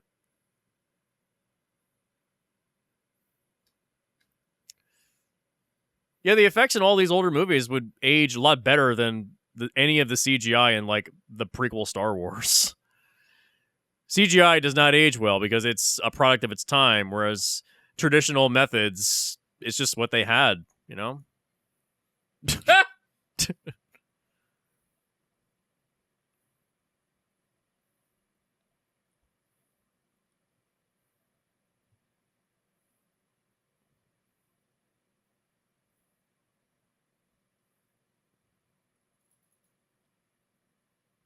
You know what this feels like? What? This feels like a Pink Panther movie. Oh my god. Oh, now I can't unthink that. This does. It's like, what if Pink Panther tried to do Die Hard?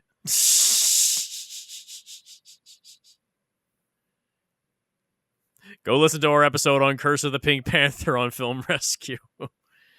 Don't watch the movie. The movie's bad. Just listen to the episode. Listen, Russ, I bought your book, so I'm allowed to say this. Why did you do that to us? God damn it, Russ. Why did we do the 7th movie in the series? Fuck's sake. At least it wasn't the 8th. You're not wrong. Yes. I actually don't mind this Steve no, not Steve Harvey. Oh, the comedian that redid them in the 2000s. Oh, Steve Martin. Steve Martin. There you go. Steve Martin. They're tolerable, I suppose. I do not mind them.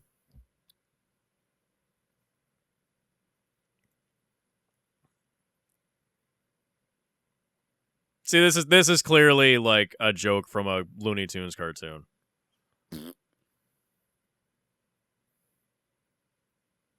What is with the faucet drain sound effect? Why? Silent but deadly. Like I said, some of the sound in this movie isn't very good.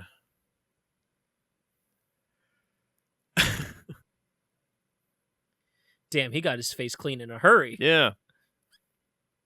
See? Tar sticks to some people. Not him.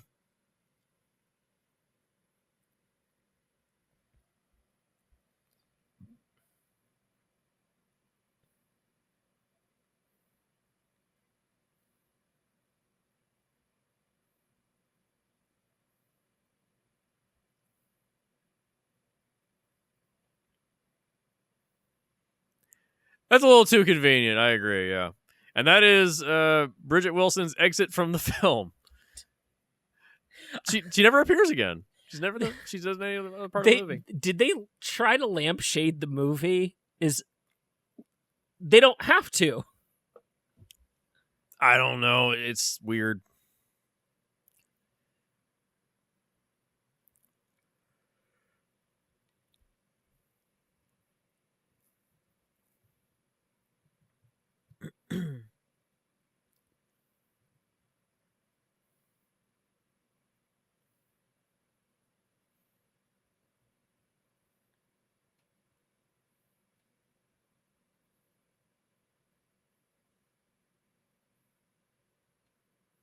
Okay, this bar is fantastic. Like, this poolside bar. This is great. What will rich people think of next? And a literal bridge over top of it. Oh, seats in the pool. That's great.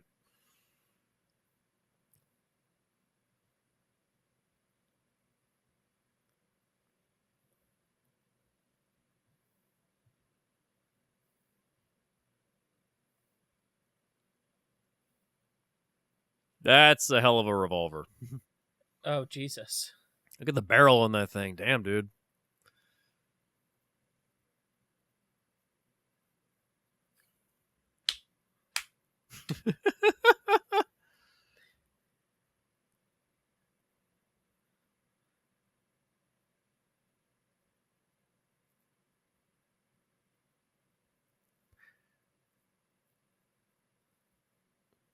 Now he breaks the fourth wall for no reason. It just kind of happens.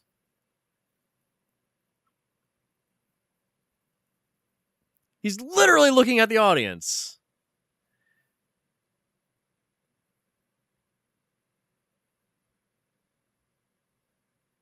I don't get it.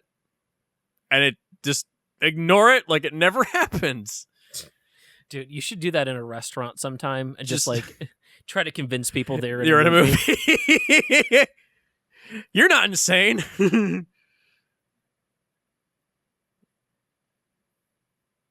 Sure, why not?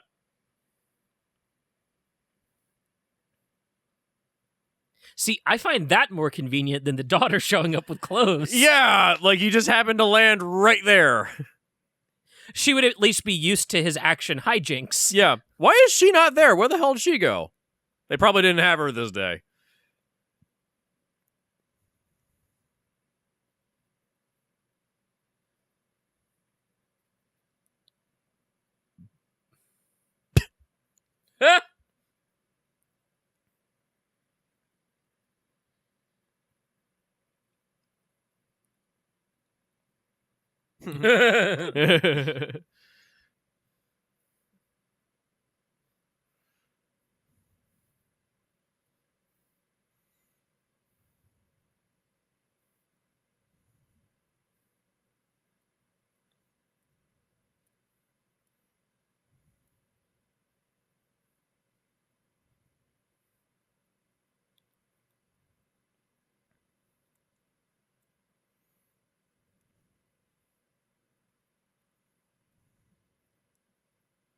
Yes, Cinema Sins. Yeah, Cinema Sins, you assholes.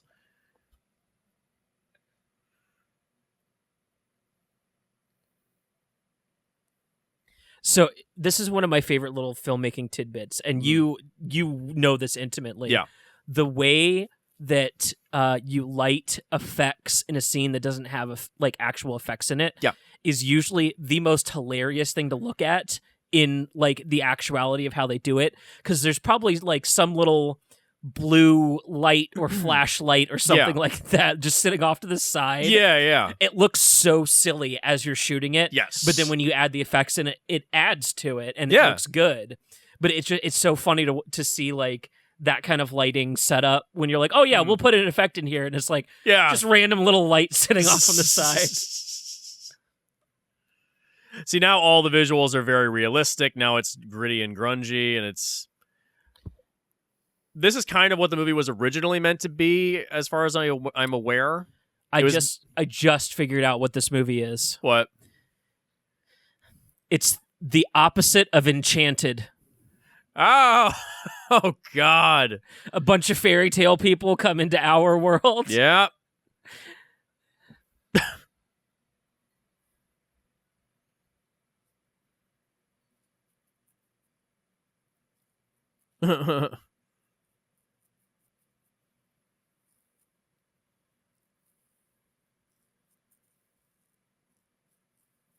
This is back when you could still hotwire cars. You can't do that anymore.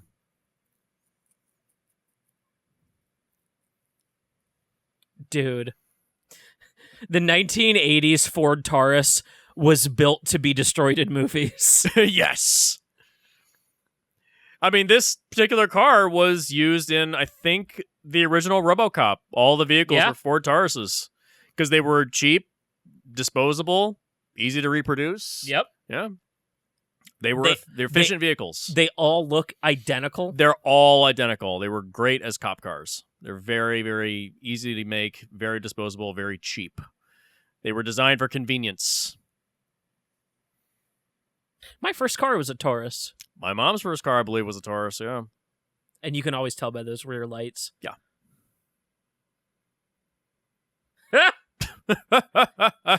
No fireball, like real explosion. I love that. I do think they had a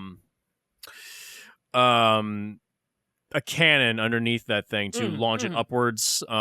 Sure. In films, in order to launch vehicles into the air, they have an undercarriage cannon that will sort of launch a car up into the air to give it a little bit more heft to it. Because if two cars crash into each other head on, typically they just collide and they just sit. But for the sake of a movie, you need to have a little more spectacle. So those two launching up clearly had some kind of cannon in them.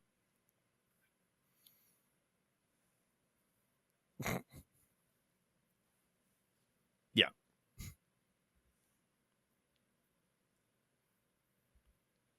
Maybe this was the biggest fuck up of the movie. What? They should have switched to the real world halfway through. Yeah, it comes too late in the film. Yeah. It's too late. If half the movie was in the fantasy world, the other half was in the real world, it would have made a little more sense. Yeah. Or you go back to the fantasy world with real world knowledge. Right. And you use that to your advantage. More product placement. Burger King. Yo, BK, what the fuck happened to the zesty sauce? Jesus. It tastes bad now. I don't think I've had Burger King in like 25 years. I am not a fast food burgers guy. Neither am I.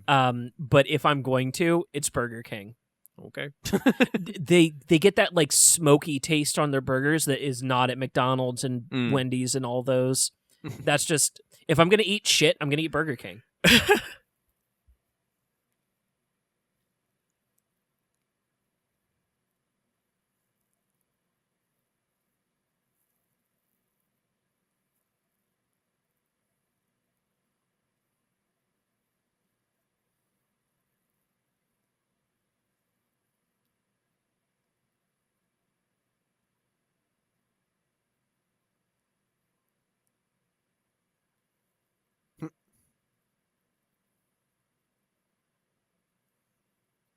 If you had a ticket like that, what movie would you go into? And you can't say a porno. That's the one. Damn it, Jesse. It's the one restriction. You're not allowed. Oh man, that's a good question though. Yeah. What world would you want to go into? So is it going to use these rules where like the movie adapts to me being within the film? Yeah. Okay.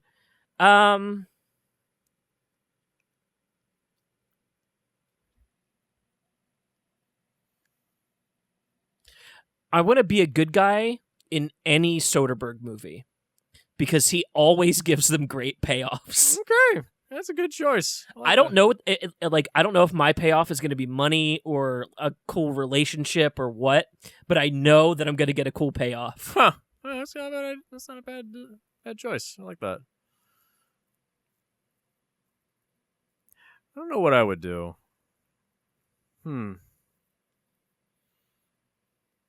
Maybe Who Framed Roger Rabbit? Do you want to fuck cartoons? Jesus. I just want to go to Toontown because it looks like an amusement park. If I wanted to fuck cartoons, I'd watch the Ralph Bakshi movie Cool World, which is terrible, by the way. Ralph Bakshi was unapologetically horny. Yeah, there's an episode of Folding Ideas that recently came out about Ralph Bakshi and the Lord of the Rings films that he made, or Lord of the Rings film he made. It was supposed to be a two-parter, and they only did one. Yeah, it's an interesting dive into that. That anomaly of cinema. If it wasn't for that movie, though, they never would have made the trilogy. The rights were still maintained by the same production company. Thank God for that.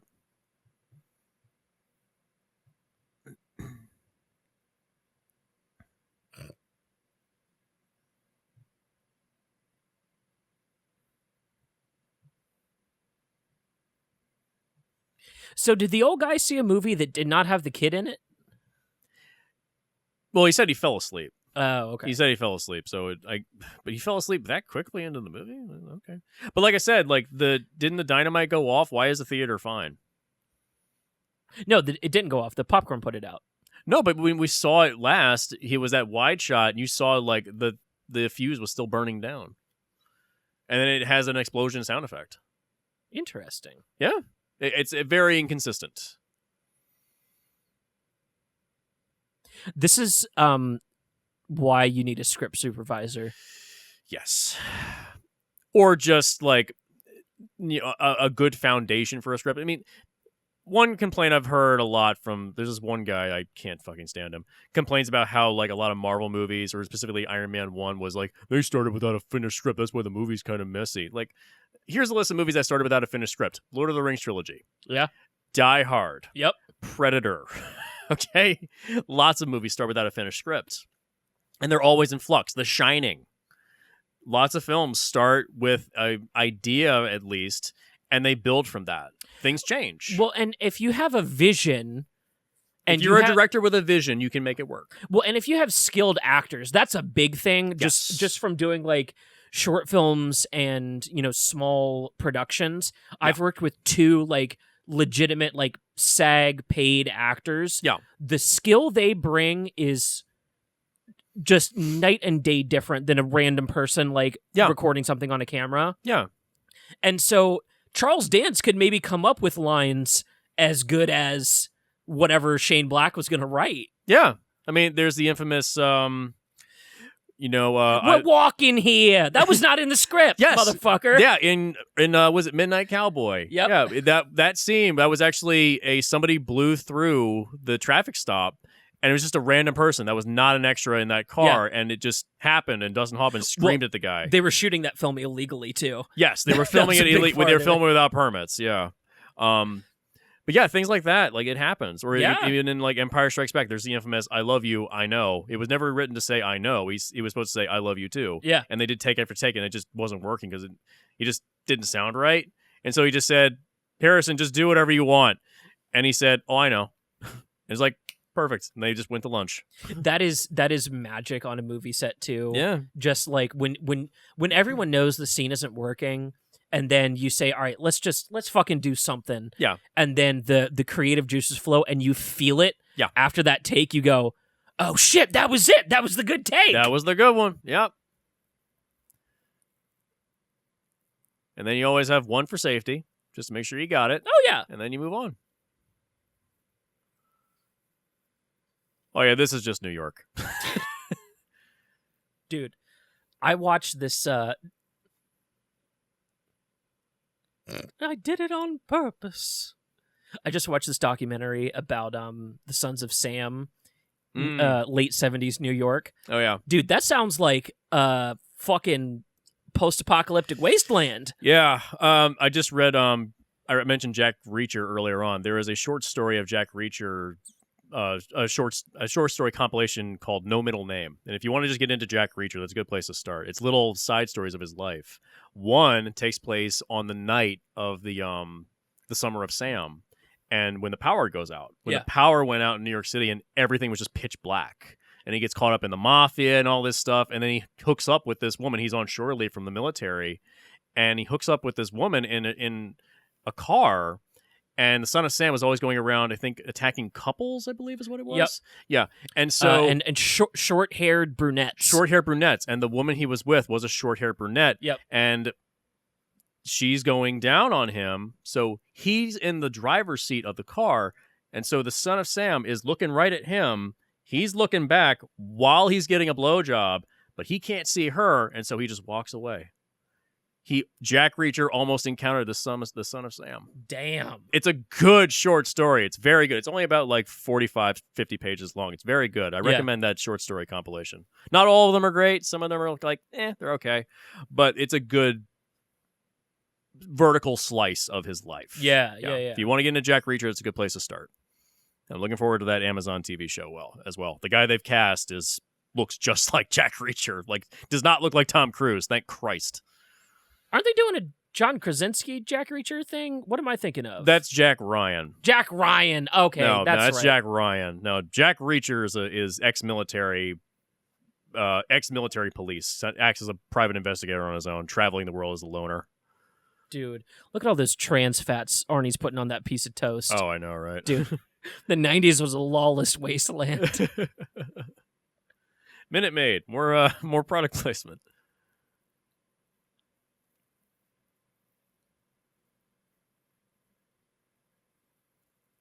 So, did he bang the kid's mom? He says he didn't, but she's in a very good mood.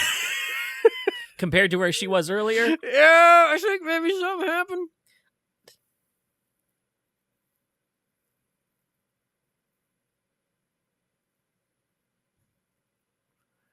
I just look at the size of this kitchen, and it's just a logistical nightmare to film in. I can't help but think of that. Just like filming in tight spaces is a miserable nightmare. Anytime I see a room smaller than 10 by 10, I'm like, oh, we're going to need the 10 millimeter lens. Yep. That's the only thing you can shoot in here. Yeah. Top of the Empire State Building. If you've never been up there, go up there and take a look. It is a beautiful view.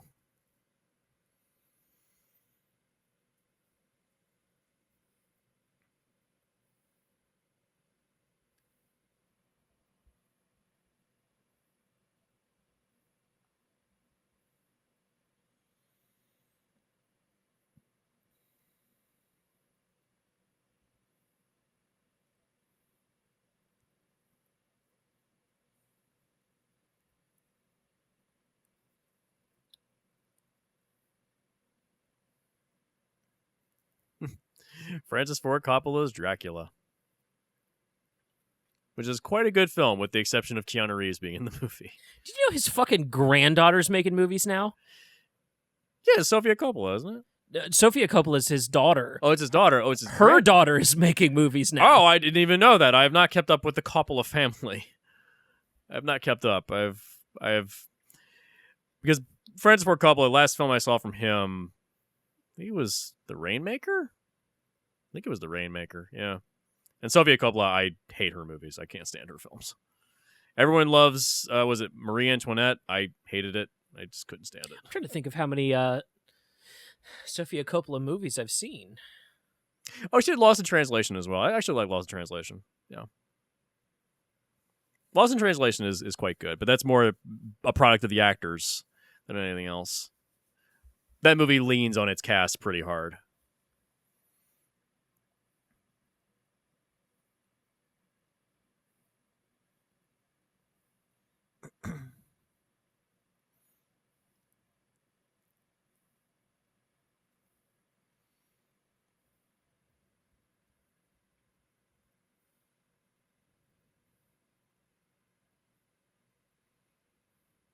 Oh, I have seen Virgin Suicides and Lost in Translation. I think those are the only I've two never seen Virgin Virgin Suicides, so yeah. Also, Nick Cage is her cousin, and I can never get over that. Oh yeah. I think there's a bit on Saturday Night Live about that.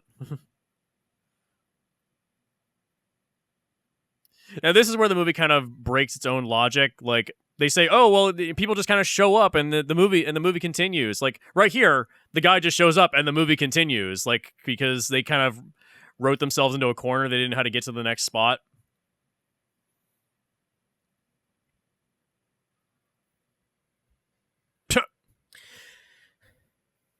That is proof to me that action movies are written backwards. Yeah. You know where you gotta go. He rips the goddamn door off. No, I'm saying they do Act 1, Act 2, and then try to figure out how to get to Act 3. Yeah. And the correct way to write a movie is backwards. And True. so they do it backwards from that. True. You just can't make it obvious you're doing it. Something like Star Trek Into Darkness is like that, where it's clearly been written completely in reverse order. Oh, yeah. Where it's like everything matches up a little too perfectly.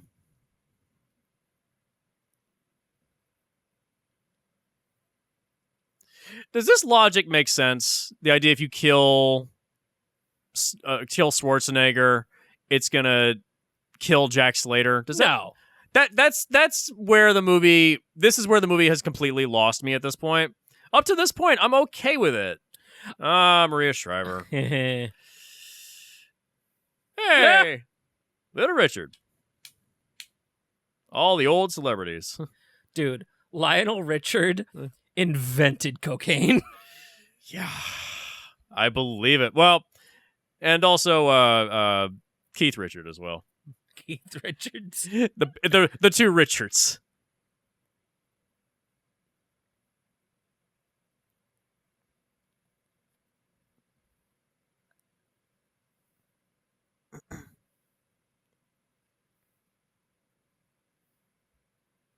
That doesn't make any sense. Well, just because the actor has died doesn't mean that the character in the movie has died. That means that every movie that we've ever seen where an actor is dead, that means the movie doesn't exist anymore? Yeah, no, it's backwards logic. Yeah, it's just because we got to get to these two people fighting. It's all it is.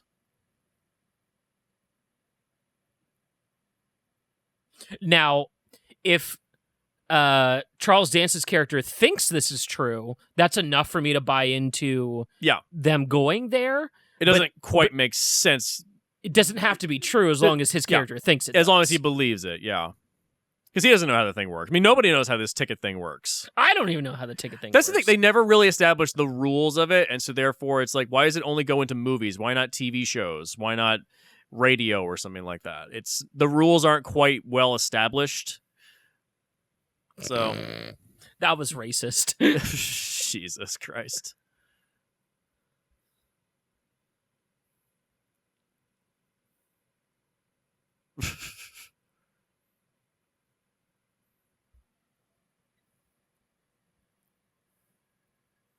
This is where the whole budget of the movie went, by the way. Yeah. I can totally see that. Now, this actor, what is his name? Which one? The actor that... Hang on. Tom Noonan. That actor right there. What is his name? Tom Noonan. No, not Tom Noonan. That guy. Oh, this guy? Yes. He was...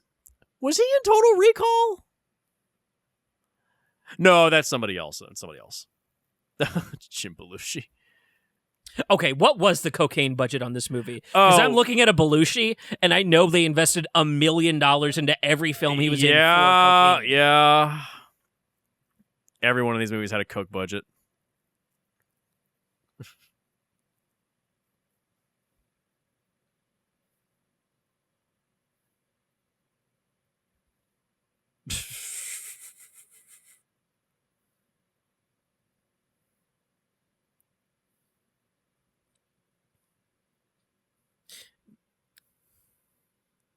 So this is a scene of... Hey, Wayans and Chevy Chase. Yes, there was a coke budget on this thing. Jean-Claude Van Damme, also more of a cocaine budget. I'm so sorry that these people are tainted by their past of drug use. I don't discourage that. Like I don't encourage it either. I'm just saying like it is a part of them. I don't judge them for it. I don't like judge them lesser for it. However, it is when you put them all in the same spot, it's hard to not think, yeah, somebody here has a dealer. Yes. It's one of those things where, like, when people make fun of me for drinking, or when people make fun of my girlfriend for smoking weed, or, it's a thing that can be poked fun at in a fun way that, like, shouldn't affect how you think of the person. Yes. MC Hammer. Oh, MC Hammer. Oh, my God. He blew all of his money on his entourage. MC Hammer was homeless for a minute. Yeah, he was. I mean, so was Jean-Claude Van Damme. Have you heard the story about that? No, MC Hammer was homeless after being famous. Oh, I didn't know that. Yeah, Chris Pratt was fucking homeless before he blew up. Yeah. David Desmalchin from Polka Dot Man. Dude. That's, if you want a really heartbreaking story, look into David Desmalchin's past. It is absolutely heartbreaking. How is he swinging back-to-back home runs like the Suicide Squad in Dune? Just luck. You know, he really just right place, right time.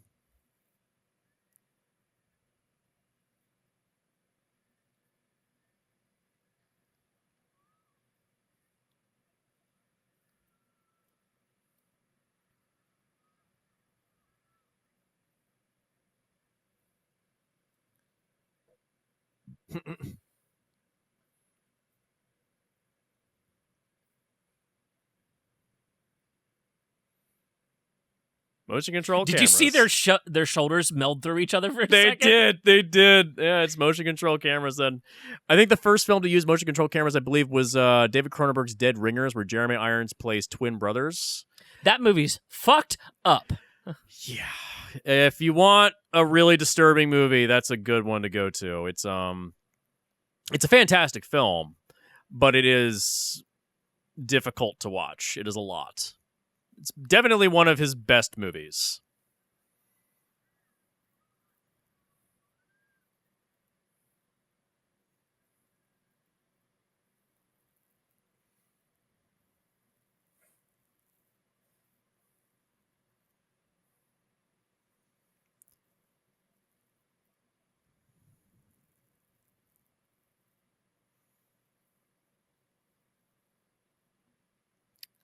Do you feel like this is a little bit inspired visually by Blade Runner, the ending on the rooftop?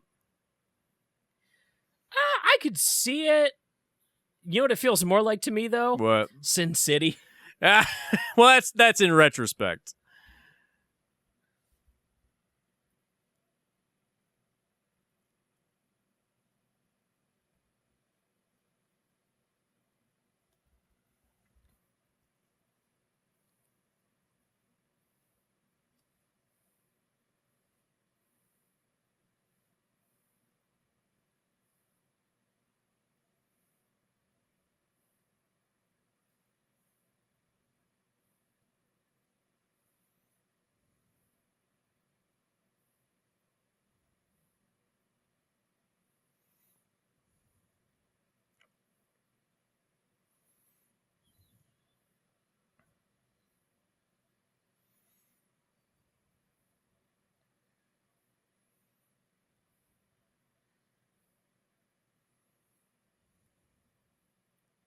He looks like the mouth of Sauron. Oh, God, he does.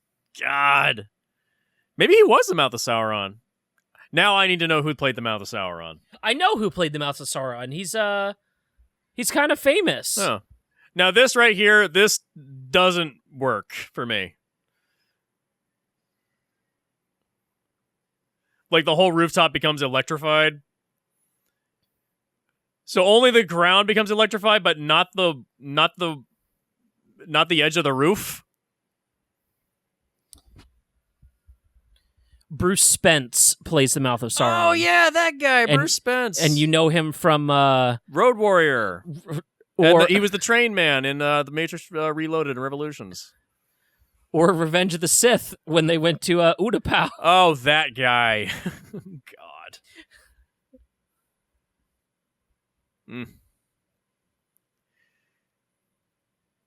Like, this feels like it's ripped off from Blade Runner.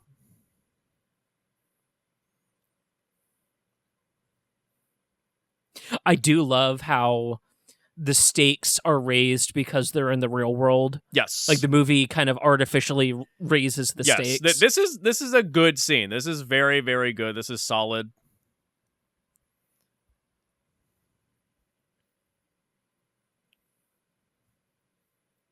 Like this is being executed like a Spielberg movie. Yeah. Where like the shoe slipping is important and it also feels like a bit inspired by Die Hard, the edge of the rooftop. Yeah. Yeah. He even says the same line, "Please, God, don't let me die." Yeah. It's the same line as when John McClane's about to jump off the rooftop.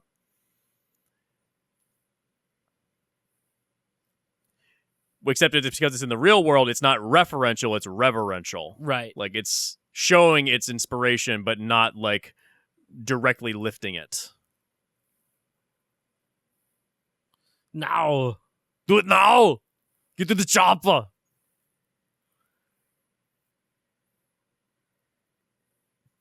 Did you hear the Yep, did you hear the Indiana Jones whip sound effects? Oh, yeah. Good old Skywalker sound.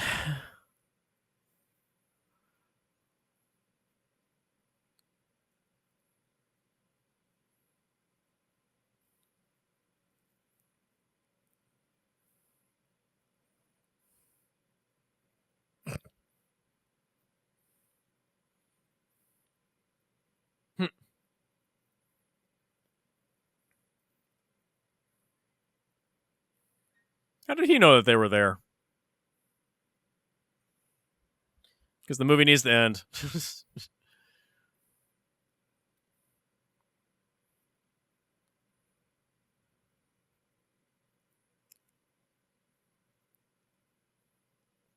Like that lighting right there, that's insanely good. That's very good, yeah. This looks great. Visually, this is very well done. And also filming in with rain towers, and you can kind of sort of see where the rain towers are set. You can kind of see like the sheets of the rain right there. See, right back there, you can see that you can see it's coming from rain towers. This is clearly not natural rain. John McTiernan, what the fuck happened between this and Speedball? Like Rollerball. Yeah. How the fuck do you make a movie that looks that bad? The 15-minute night vision sequence. Are you kidding me? Yeah. Go listen to our Split the Difference episode on Rollerball. The original is quite good. The remake, not so good.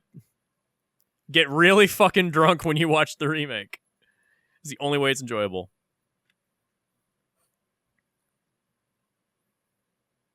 Ha-ha! I got ammo.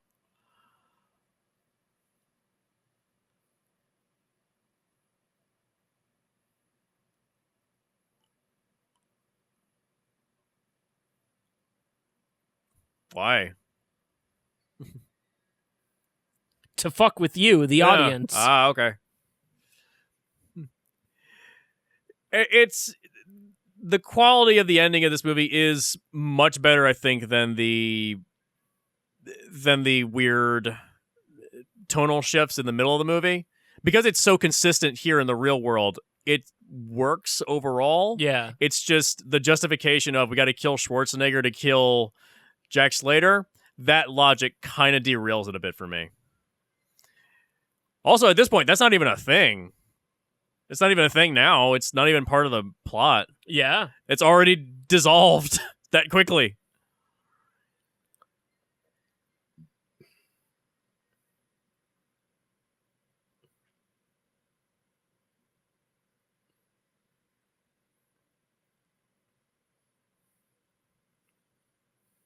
So he had a bomb literally in his eye? Behind the 8 ball. We already talked about that. Oh, the Seventh Seal. Ingmar Bergman. Yeah. So wait, there's literally an art house theater across from a major film release? Just whatever, doesn't matter. Magneto.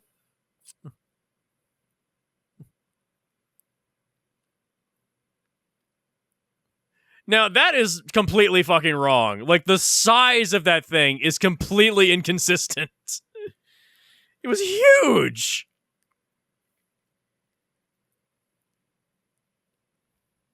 Well, it's based on perspective, right? Yeah, but doesn't that mean that if you came into the real world in that size, you would be like the size of the Empire State Building?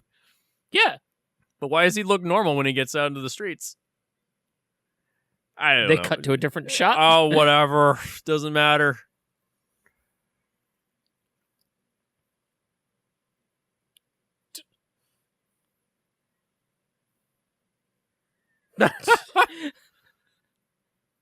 Taurus, Chevy, Taurus, the stock vehicles of the barnyard of vehicles.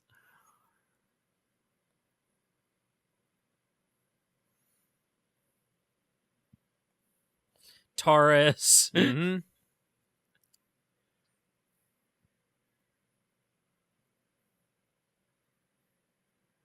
Taurus.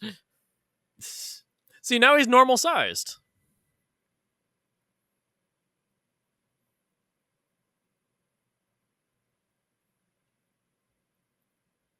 So that doesn't make sense to me. What? How does he keep his powers in the real world when Arnold Schwarzenegger doesn't? Oh, damn, I didn't even realize that. Son of a bitch. You're right. He wouldn't have his powers. He's not really Death anymore. He's just a guy. Damn, you're right. I guess it's one of those things where it's like, if you're this far into the movie and you're into it, you're not going to care. Oh, the bit is way better than the thought of like disarming it. Yeah. It's not really worth nitpicking it, even though we just did it. That's totally a CinemaSins thing. Yeah, it's the curiosity of the thought. Yeah. But it's not to discount the like effect of the scene. Yeah. Like, I get why it's there. Jack Slater is dying. Death is literally coming for him. I get it. Yeah.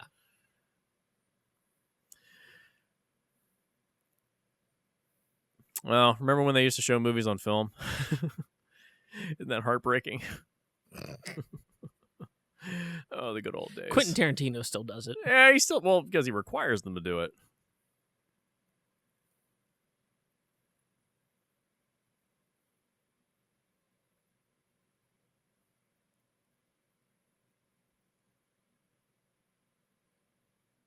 Gandalf. You shall not pass! That's literally what's happening here. It's true. Yeah, it's literally what's happening.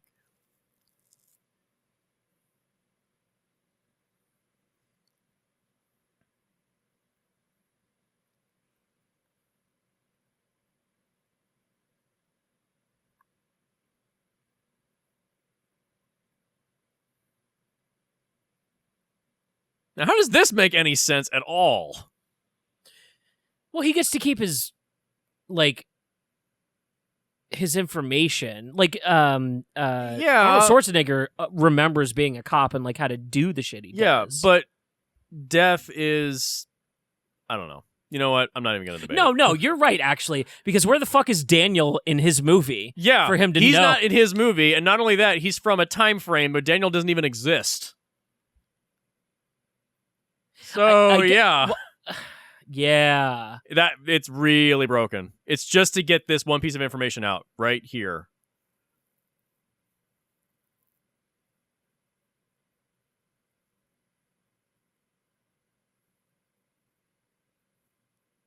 That's it. That's literally the only reason it's there. Because he needed to remember, oh, that's right, there's a second half of the ticket. That's it. You can't just get the key? Okay.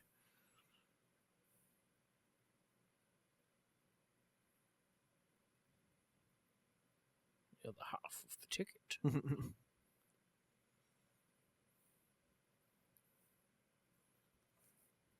As far as character casting go, we are like batting 100% for Magnetos. Yeah.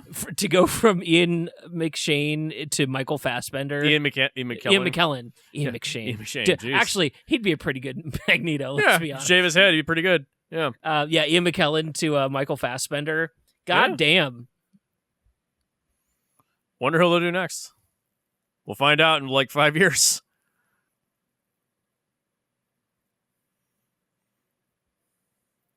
Is it sad to me that the MCU will still be going on by the time I'm 60? You think it'll last that long? Yeah. I really do. I think it's got another decade. We'll see. They got to have a bunch of flops back to back.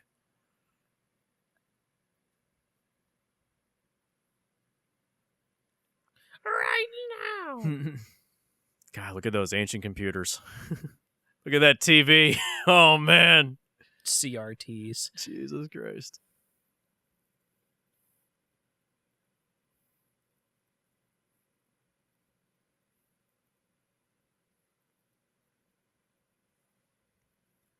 There's a bad edit coming up pretty soon, and even when I was a kid, I noticed it.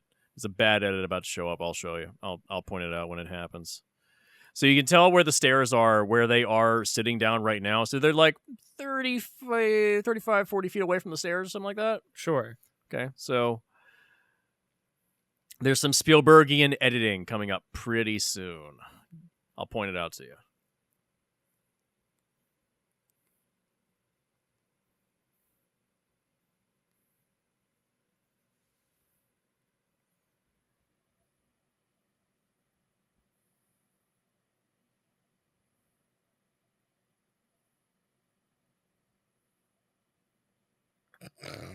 There it is. See, they're already coming down the stairs right there. So it means they're in the hallway where they're sitting. So they can see them. Yeah. They would have gotten there by now. So that's a bad edit. Like, this is anime timing. This is anime timing where it's like everything is like stretched out for the sake of the scene. See, right there. So They would have seen. They only had to cover like 10 feet to get to them. Yeah, it's a bad edit. I'm guessing the editor just didn't know what the fuck to do. There was honestly, no other coverage. You could just cut that out. Yeah, you don't need it. To be honest. You literally don't need it. You could have just cut it. I guess the editor was just told, like, we got to have some kind of matching shot. There was no coverage. Well, the kid looks away for a second, so. Not even a flesh wound. Dude, he's literally been shot in the heart. But okay.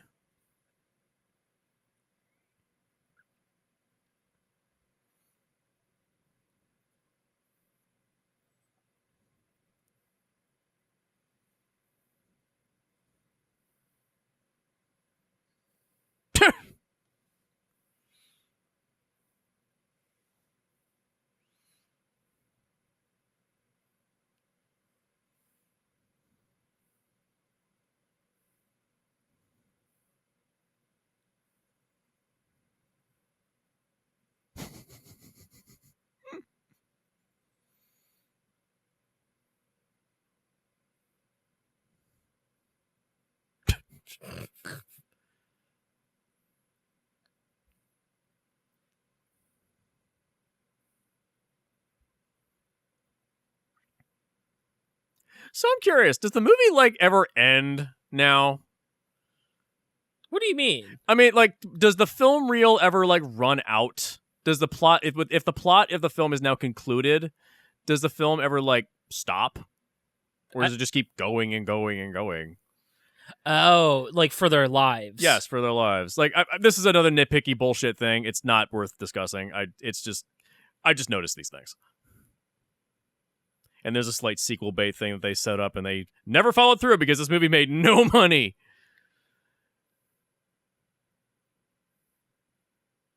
Farewell to the traditional action film. Damn. Until John Wick. Of course, we end with AC/DC. See, Shane Black and David Arnott. God, Zach Penn. Oh man, the Avengers.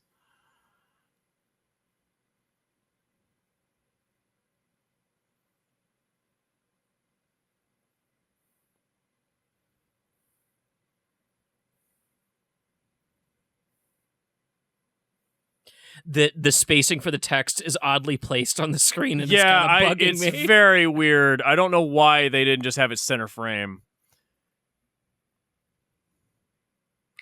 It's weird how why are they so spaced out like this?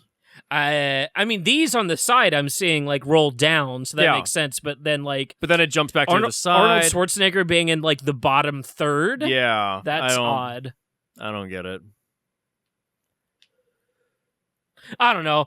Introducing Austin O'Brien. There he is.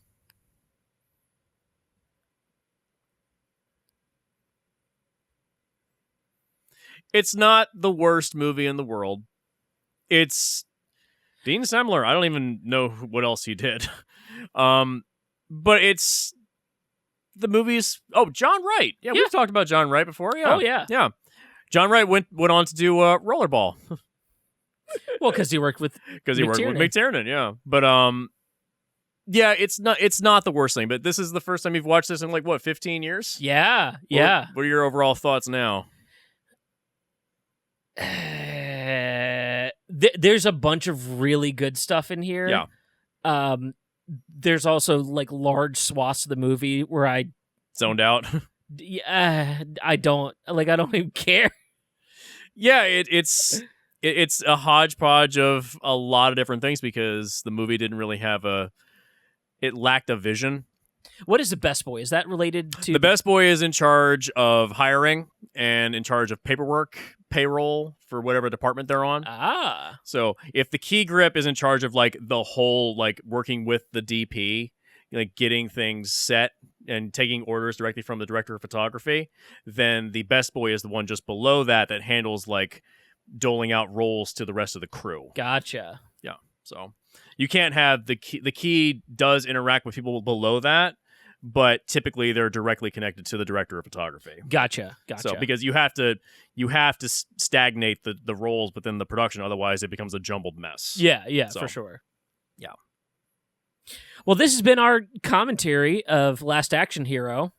Yeah, I watched this movie, I want to say about maybe it was a month and a half, 2 months ago, and I remember not hating it, but I agree. I will say it's not a good movie. There it is, Skywalker Sound. There it is. Oh yeah, yeah. But this is definitely the last example of the traditional Hollywood action film. After this, things got very CGI intensive. Maybe you had True Lies after this, but that film I think was done as a favor by James Cameron.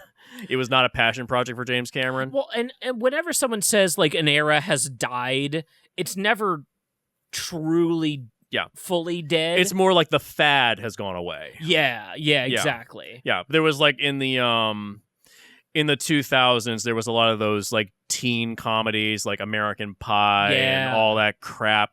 That was the big thing for a while, Euro Trip, Road Trip. That was the thing. And eventually the fad just died because they overload and flood the market with it. Right. And then you have things right now, we're in sort of the John Wick era. From 2014 forward, you have all these movies Peppermint, the Raid films. You have all these films that are meant to be these revenge type movies. Polar, that piece of shit. Goddamn Polar. Go and find our unreleased episode on Polar on our Patreon page. Yeah, it's quite a fun, and when I say fun, I mean torturous movie to sit through. But yeah, we're in that era where the action film is getting a renaissance now. Yeah. Practical effects are back. CGI is happening mainly in... This is a insanely deep credits for the cast to show up. Yes. This used to be the thing. It used to be that the cast would show up at the end of the movie. Yeah, they would show up. Damn. The cast used to be go back to Jaws. Professor Turo Tanaka. Love it. Oh, yeah. But, the cast would usually show up at the end of the credits. But to go back to like Jaws, I think the cast shows up at the tail end of those credits as well.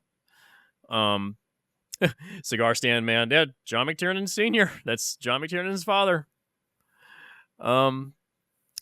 Is this a cover of Dream On? No, this is a live version because those are much cheaper to get rights to. They ran out of money, I guess, because Schwarzenegger was very expensive at this time. You can hear the crowd in the background. Oh yeah, it is. Yep. Yeah. Yeah, it's not the most terrible movie I've ever seen in my life. It's not one I'd ever actively like choose. I mean, I watched it because I was just like, I haven't watched this in a while. I'm gonna just throw this on. But yeah, it's not. Yeah, there it is. MTV 10th anniversary special. Conducted by Michael Kamen. That's how he got that's why. They didn't have to pay for it. Favor. They didn't have to pay for it. Wow. But yeah, it's. I watched it just out of just weird curiosity, and I was like, it's not terrible. No. There are worse Schwarzenegger films. End of Days is one of them. Yeah. Yeah, End of Days is pretty bad. It's pretty bad. Maggie. Oh, we forgot to put zombies in your zombie movie. I'm so sorry. I mean, that's not a film about the zombies. I can let that slide. No, I know. That's not a zombie movie. It's a film about grief and loss, which I would obviously recommend. Watch the film Pig with Nicolas Cage, which is about grief and loss and is the best film of 2021. That has been our takeaway of the weekend. Pig. Just go watch Pig. Just go watch Pig. Pig is a better movie. Yeah. Yeah, Pig is a great film. Yeah, whereas this film is not great. It's, It is a product of its time. It is the most 80s and 90s movie could be. Yes, it is the most 80s and 90s film could be. And I think that's the end of it. Well, if it's the end for them, then we're not going to go into the movie at this point, so... Thank you for listening. That's the end for us. Good night.